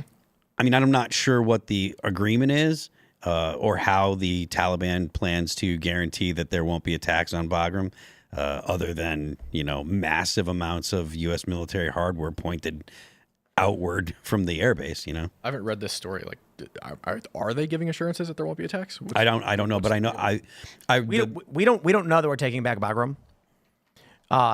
They said like a CIA plane flew overhead and did weird stuff. Okay, which could mean anything. Yeah. Yeah. So. Let's jump to this story from the Post-Millennial. 55% of left-leaning Americans say, I'm not going to read this headline. I can't read it. But they're in favor of hurting the president. We'll put it that way. Only somewhat. 55% somewhat justified. It's 55 that are somewhat justified or totally justified. They combined it. That's how they got the plurality. Or the majority, actually. You're the bad guys. Yeah, according to a poll done by the Network Contagion Research Institute, a growing number of people are fine, justifying, or even celebrate political assassination. This is what I'm saying. Look, we were talking about Gen Z, not whether they would work in factories or not. And we were talking about how I think the younger generations largely look up to the older generations like they're in charge and they know what's best, even though 22-year-olds should be running businesses. That's the way it used to be. Like you were 22 and you had a farm and you were the boss. You were in charge. You answered to nobody. But now it's like Gen Z is just looking up to everybody else instead of taking the reins. Millennials are no different. I think that there's a general lack of purpose. And what's going to happen is the younger generation becoming increasingly radicalized are going to get increasingly violent because there's no path. And it's not so much about opportunity or the American dream. It's about what are we even doing? Someone's going to find a way to fill that with Orange Man Bad or, insert any other ideology. And then I think we're going to see young people in 10 years be espousing their violent rhetoric and ideologies to younger generations. Gen Alpha is going to be getting older. And then, bad stuff happens. This is something I've been wondering about. Why is it that they latched on to Luigi Mangione and started hero worshiping him, but the same response didn't happen for Thomas Crooks?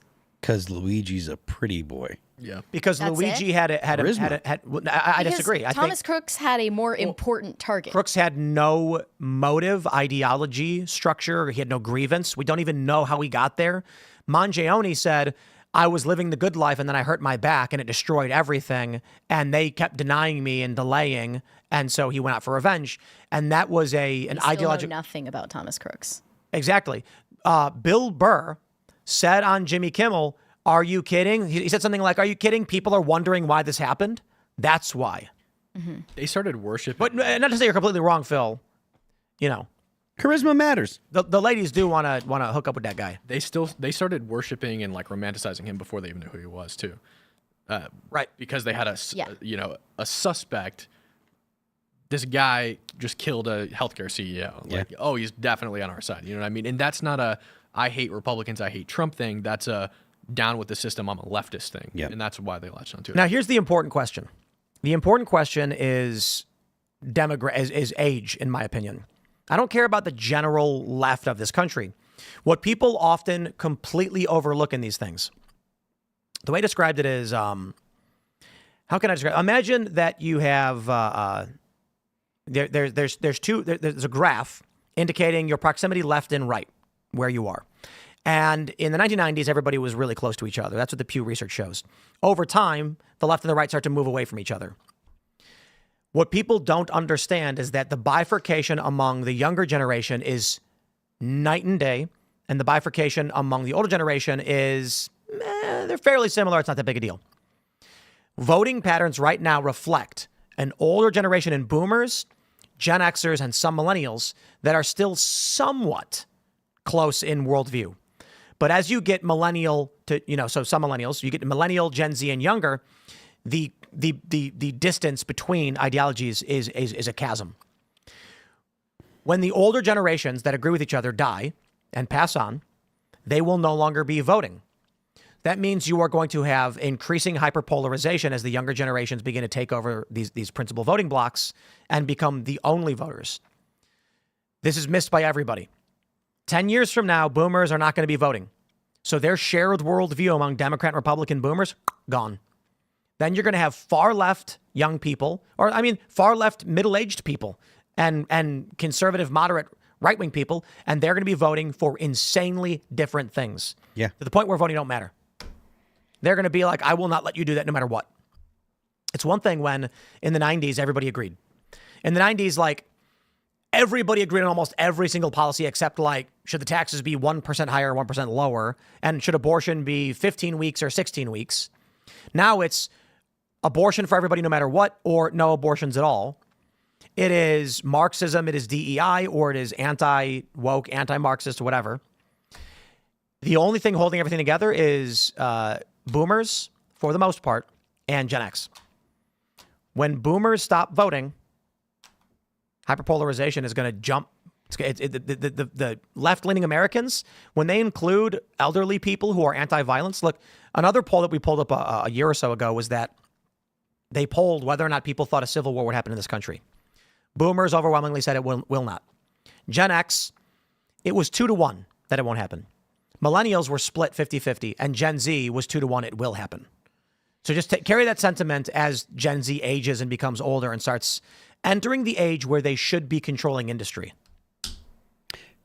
I guess the only saving grace that I can think of with that is the fact that young people are the ones that actually engage in revolutionary activities generally. Usually, if there's a revolution or a civil war or something, it's young men that are doing it, and hopefully, the people that feel like there will be one age out of it before it actually comes to a head. But that is definitely a They're more likely to think in black and white and grow out of it. Like, I wonder what millennials would have said had they been asked in the 18 to 24 age range. Well, millennials, they wouldn't have thought that. I imagine that they wouldn't have thought that we would have a civil war, because remember, they're in their 40s now. So 20 years ago, it was 2005, and it was a whole different world. It was a whole different world. I think so. The reason why millennials are split pretty close to thinking there will be is because we grew up with a constant battle between left and right in a way that boomers did not. There was, to a certain, don't get me wrong, I shouldn't say that there wasn't. There was certainly far left, but it wasn't as pronounced in the mainstream.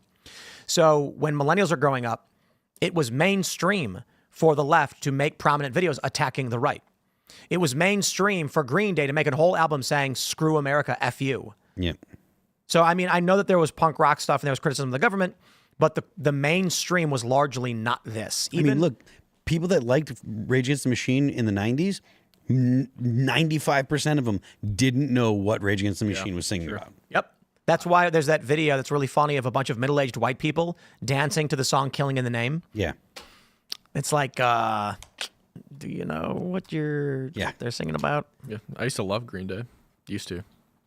I mean, I was never a Green Day fan, but I still listen to Rage Against the Machine. Like, if they come on the radio, I'm not turning them off. I like Rage Against the Machine, even though I know that, like, ideologically, we couldn't be further apart. I still listen to Green Day, like, rarely on occasion, but yeah. Well, in the 90s, the 2000s, the 2010s, I think millennials also believed that political solutions existed because the left was ascendant, and it was like, we're winning the battle for progress. That could very well be. They elected Obama. They also have this fake civil rights victory of gay marriage under their belt, and they feel like they won. Up until very recently, the left felt like they were ascendant. Which is probably why there are so many people that are, young people that look at the situation and freak out if they're on the left. If they're like leftists, like people like Hassan and stuff, like there's not a whole lot of moderation coming from these guys. They're really, that's why Trump freaks them out. Because they thought they had a permanent victory. And that was kind of the vibe that people had, is like, okay, now that Obama's won, now we can look at the Republicans as a regional party. The real actual action is going to be who gets nominated on the Democrat side, because it's clear that person is going to go on to beat the Republican, whoever the Republican may be. And then Donald Trump came and changed everything. I mean, I don't know where it goes from here, but I think the one thing that people just don't consider, and I'll say it again, is that, look, somebody right now who's 17 years old will be voting in 2028. Somebody right now who is 28 years old, who's never voted before and doesn't care because young people don't vote, will be voting in 2028 for the first time because it's beginning to impact their retirements or something like this. It's funny to me that whenever it comes to elections, people say things like, how do we convince more people to vote Republican? How do we register more Republican voters? And it's like, go to a freshman college class. You'll register tons of Republicans there. You just start signing them up. They never registered before. They're 18. They can finally vote. People aren't considering that a large portion of the people who voted for Donald Trump the first time are dead. In 2016, when Trump ran for the first time, how many voters did he get that were elderly? And it's been 10 years and they ain't here anymore. So he needs to find voters somewhere else, which is another point, which is interesting in the 2024 election, because this means Trump won a large number of new voters, considering many of the older voters who vote Republican are aging out, as we call it, passing on. Expedited by COVID. Indeed. So absolutely. So he actually won bigger than people realize, because they're thinking of it like the body politic is a static thing. Yeah. Not that it's constantly changing. So Trump is winning bigly with young people. That's an error that I feel is like every group kind of makes. People think that the time doesn't progress, and they almost forget that, there's going to be changes. Like I was just saying earlier, the Democrats thought that they were going to be in control forever. They couldn't imagine someone like Donald Trump taking over the Republican Party and really changing what a Republican is. The Republican, the left thought the Republicans were people like John McCain and Mitt Romney, and then Donald Trump came in and changed everything. And that's why the other day we were talking, Terrence Williams was here, and I was like, look, man, you don't know who can pop their head up. There may not be someone obvious now on the Democrat side, but there is no guarantee that the Republicans or America First is going to be in control for the next 30 years. There's going to be someone there could very well be someone that will pop up on the Democrat side and be, a fiery speaker or have influence and could really, and you can't tell what's going to happen in the world either. There are conditions that change. I don't think there. So there was a poll that came out for who's the for the 2028 election. Who do you got? J.D. Vance had like 40-something%, and Stephen A. Smith had the Democrat ticket. Yeah, I mean, there's no one right now. What? There's 100% no one right now that's obviously ascendant. I'm just saying that it could be in 4 years or 6 years that someone decides, because someone that's 25 now that's not in politics, in 5, 6, 7 years they could be like, hey. What I can say is Terrence sent me a box of sweet potato pancake mix, which I've been using to make waffles with, and it is good. It's real good. He sent us buttermilk pancake mix too, but Allison's not doing dairy right now, so we can't use it just yet. But the sweet potato pancake mix does not have any dairy in it, so I've been using it to make waffles, and I would describe them as based AF. Very delicious. Very healthy, by the way. Shout out to Cousin T's Pancakes, and we used his blackberry. He sent us blackberry syrup. Ooh. Yeah, it's good. Not too sweet. Not too sweet. Only 10 grams of sugar and 2 tablespoons. So it was 1/5 of the dark maple syrup that we normally use. Like cough syrup. I guess. All right, we're going to go to your chats, my friends. So smash the like button, share the show with everyone you know. Subscribe to the channel. And at 10 p.m., we're going to have that uncensored members-only call-in show at rumble.com/Timcast IRL. If you would like to watch, make sure you join Premium using promo code TIM10 at Rumble. You can go to timcastpremium.com to sign up. But don't forget, if you want to call in, join the Discord server at timcast.com by clicking Join Us. The instructions are all right there. Get in that Discord server, join the community. They're doing all sorts of fun, crazy stuff, and they want to be friends with you. So don't sit around, man. Get involved. All right. Raymond G. Stanley Jr. says, with a new study of more and more leftists being okay with deleting their political opponents, I can't see an off-ramp unless they win it all. Don't steal my catchphrase. Yeah. Love you, Raymond. It's going to be like, these elections are becoming increasingly more dire every time, where everyone's like, the world will end. Well, considering what Trump is doing, who knows? The liberal economic order is certainly being gutted. Ginger McIsaac says, here's an important fact. Tariffs are the real tax on billionaires and corporations. They pay to import goods to the U.S. It is now up to us to actually decide to make the ultimate purchase. The elite are birthing kittens. Okay. Birthing kittens? What? I don't know. Yeah. What? Shane H. Wilder says, I already have Hollow, so I can't use the promo, but everyone else should. I can attest that it is great. I use it daily and highly recommend. Shane H. Wilder is such a good dude. Very, very cool. All right, let's see what we got over here. Let's see. I'm tempted not to read this because they started this chat with, I bet Tim won't read this. Should I read it? I mean, can you get away with reading it and not have any kind of negative consequences? There's nothing wrong with the chat. They're just saying, I bet he won't read this. So read it. That usually makes me say, then I won't. Lose the bet. Yeah, I'll lose the bet. No, they put $20 in. Tony Cliff says, I bet Tim won't read this. Want to test your fitness? Check out 8lift.com. Set the example that you would want to follow. I just think that when people write, I bet you won't read this, it's like, dude, I get it. You're trying to, you think you're tricking me into reading your post. Come on. Durwood says, I'm a proud 48-year-old virgin, was engaged at 16, but my fiance became pregnant while I was at college. She married her baby daddy. Ouch. Brutal, man. Sorry to hear it. Rough. Proud, though? Maybe he's religious. Yeah. Maybe. That's the funny thing, too, because like the left had this big meme where they mocked Ben Shapiro because they were like, haha, he's a virgin. And he's like, I'm married and I have children.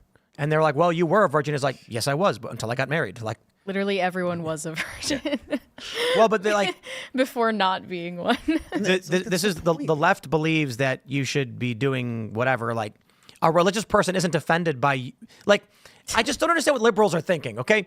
Ben Shapiro's a religious guy. He's looking at you and he sees a degenerate scum monster and you're like, you're pure. And he's like, yes. Yeah. That's how he sees it. I'm not saying I'm not saying like to agree demons. with him. Yeah, like he sees a bunch of degenerate filth going and throwing mud, and he's like, "You, this means nothing to me. Like your boos mean nothing. I've seen what makes you cheer." Snoop123 says, "Make $33 an hour, and my wife works. Paid $65K for a house, not worth $20K. Between cost of living and gen bills, we don't have any extra money. We don't waste our money. I can't get any house repairs for less than $10K." Less than $10K? Crazy. One-Eyed Wednesday says sweatshop jobs will not come back. The factories in the U.S. will be more advanced and industrial. There will be a few high-skilled workers overseeing large industrial sewing machines. Yeah, probably. Blave Kaiser says, "Oh, Tim, most millennials already know we aren't ever retiring." It works out for me because I don't want to retire. I have no intention of retiring, and I don't want to. So I'll always be doing something.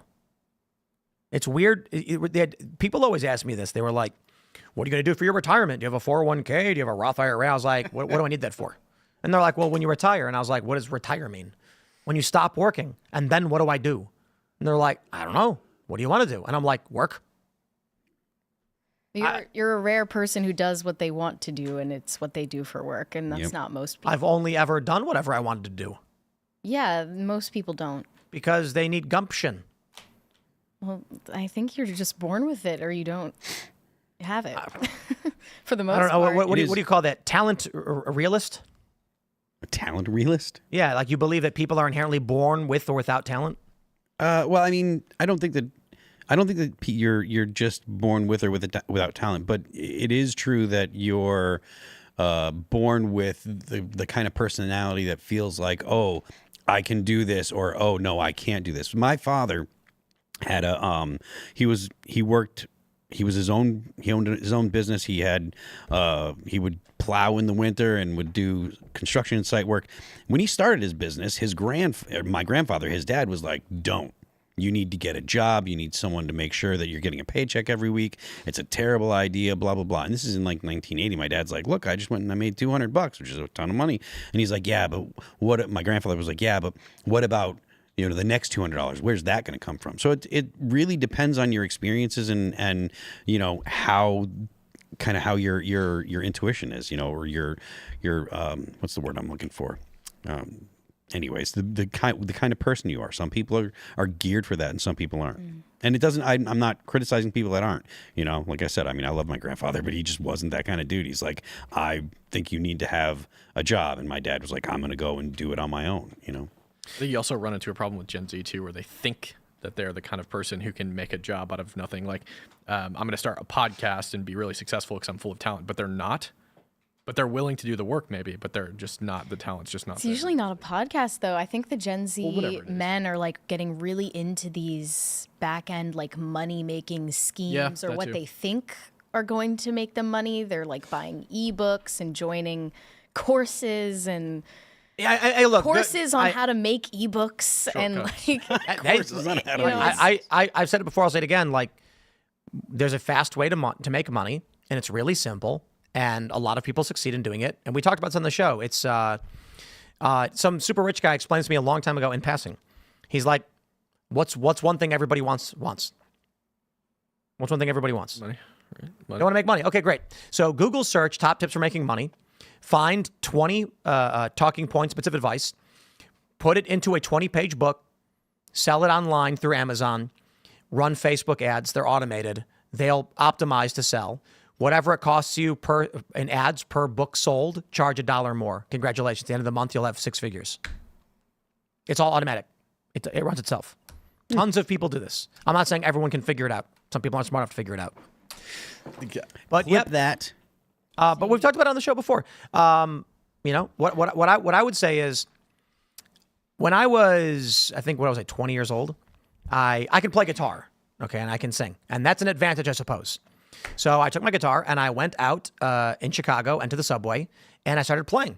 and I made something like, I was probably getting like, I don't know, $10 an hour. And then I got yelled at. You need a permit. You can't do what you're doing. And I was like, what? Really? You can't play down here. You need a permit. And I was like, okay, where do I go to get it? Went and got one. It was like $10. Now I got a permit. I'd go on the subway and then I would play songs. If I played top 40s, I would do like $30-$40 an hour. So I was like, okay, I learned some Oasis, some CCR, songs that I liked. And then I started making big money. I was making like, I'd play for like an hour or two and I'd have like $80 and I'd go put in the bank. Go to Wrigley Field after a game, time the game, wait for it to end, walk outside, put the guitar up, play top 40s. Oh, you make like $200 an hour. Wow. Yeah, everyone's drunk. But it's only for like 1 hour as everyone's leaving and they're wasted and they see you and they start singing. There was a guy. So here's how it worked in Chicago. There were 4 train stations you could busk at. It's called busking.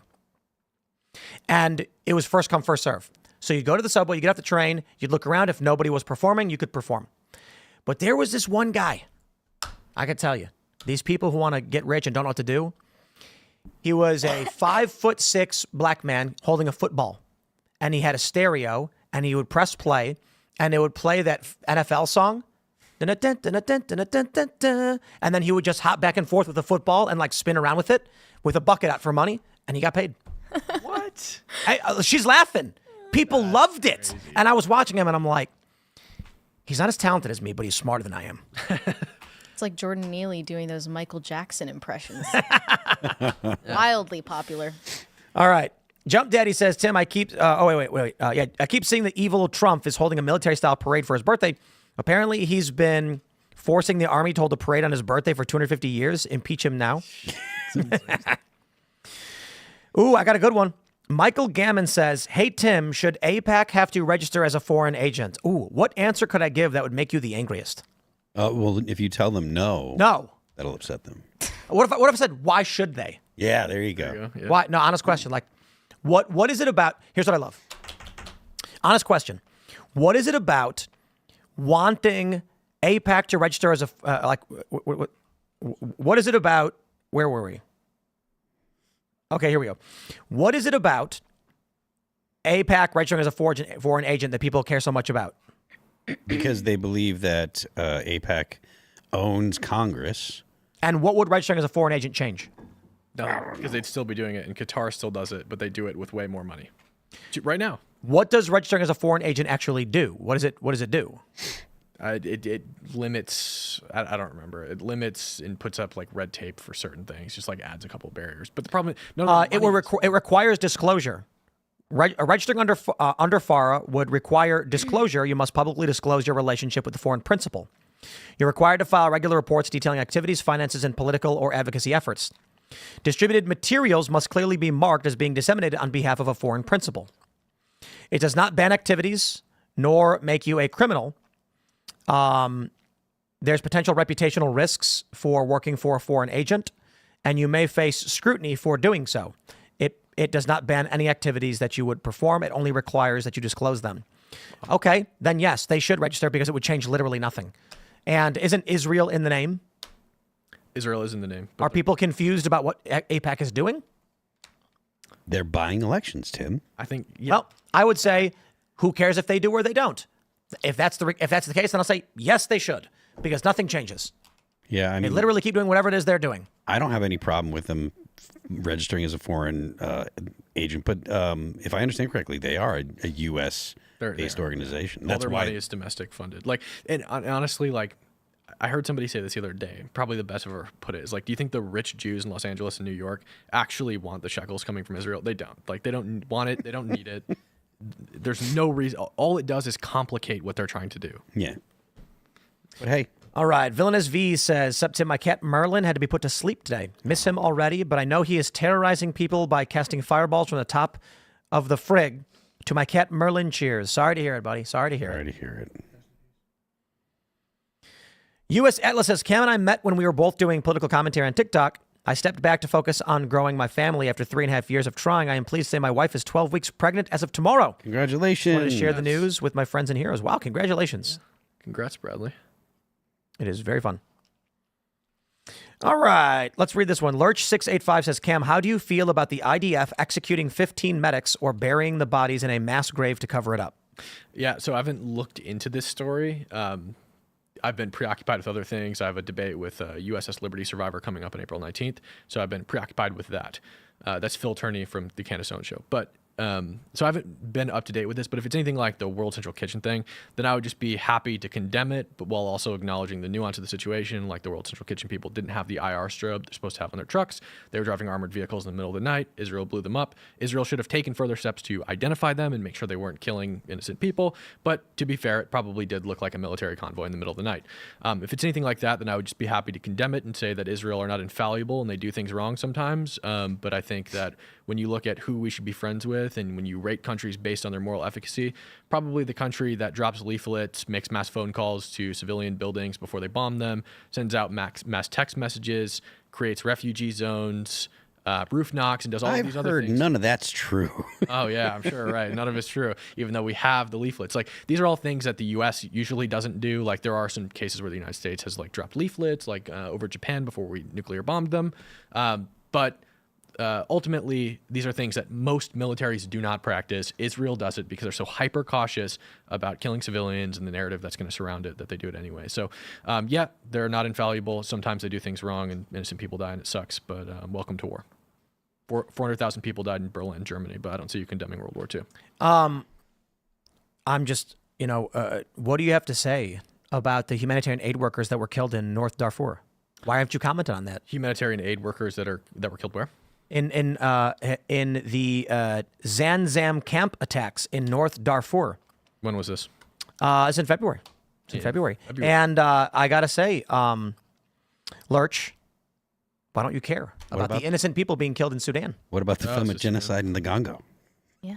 My point is, like, you want to come to me, ask me, Tim, are you upset about Israel blowing up, a food truck? I'll be like, yeah, I guess, as much as I am upset about the aid workers killed in Sudan and the oppression in Eritrea and the journalists that are killed in Turkey and Thailand and all the other places where governments are massacring people, where you won't, like, these people, guys, other countries exist. I don't know what world you'll live in. Uh-huh.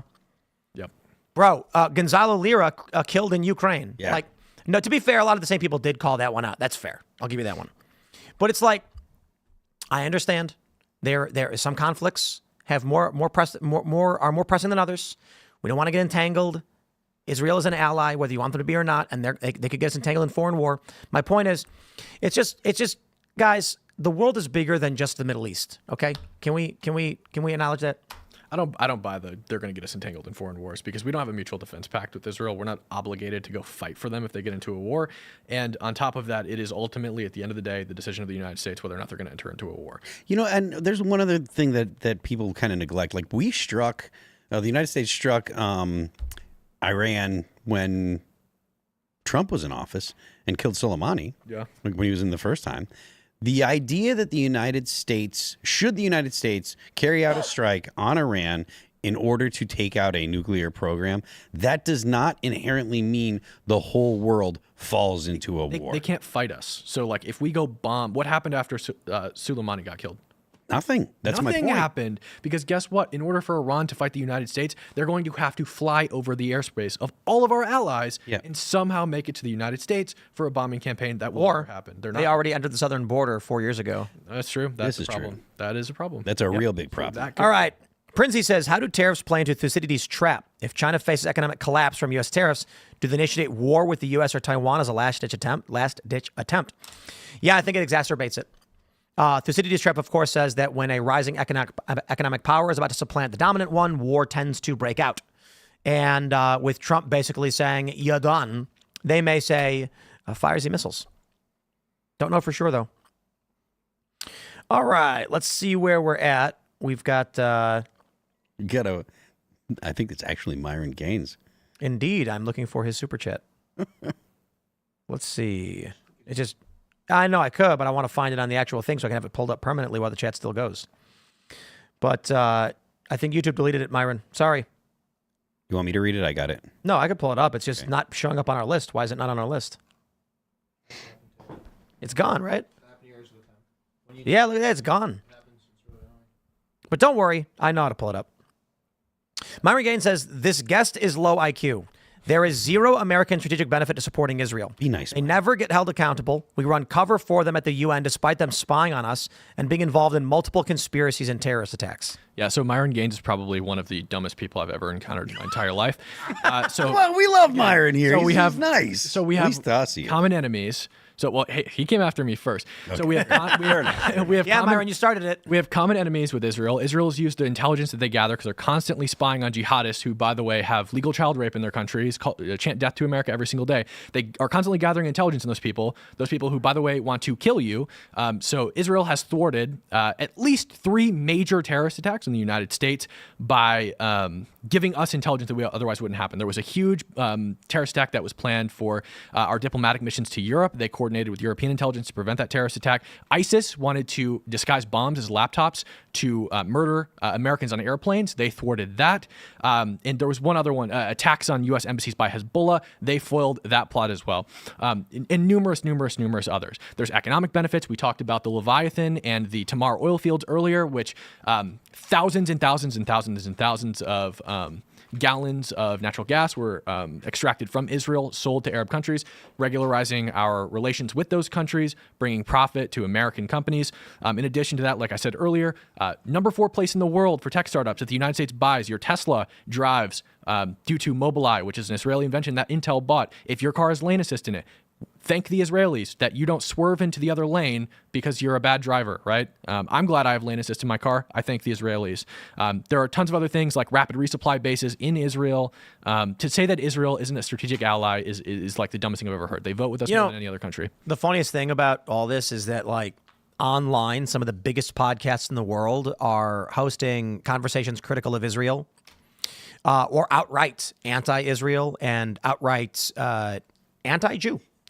And the narrative is still that Israel is secretly controlling him. Well, I'm wondering, the argument is that Israel is secretly paying podcasters or whatever. And I'm like, bro, the biggest podcasts in the world are all pretty critical of Israel, or at least entertaining those conversations. Mm-hmm. Why isn't Israel doing more? I don't understand. Maybe it used to be that way, I guess. And the argument is that since Elon bought X or Twitter and turned it to X, that's changed. It used to be not like you were always able to criticize Israel. That's how these activist groups exist and have always existed. It's like Hassan has been around for a long time. The dude hates Israel. Well, he's going to argue then and say, no, I'm just critical of their policies, blah, blah, whatever, fine.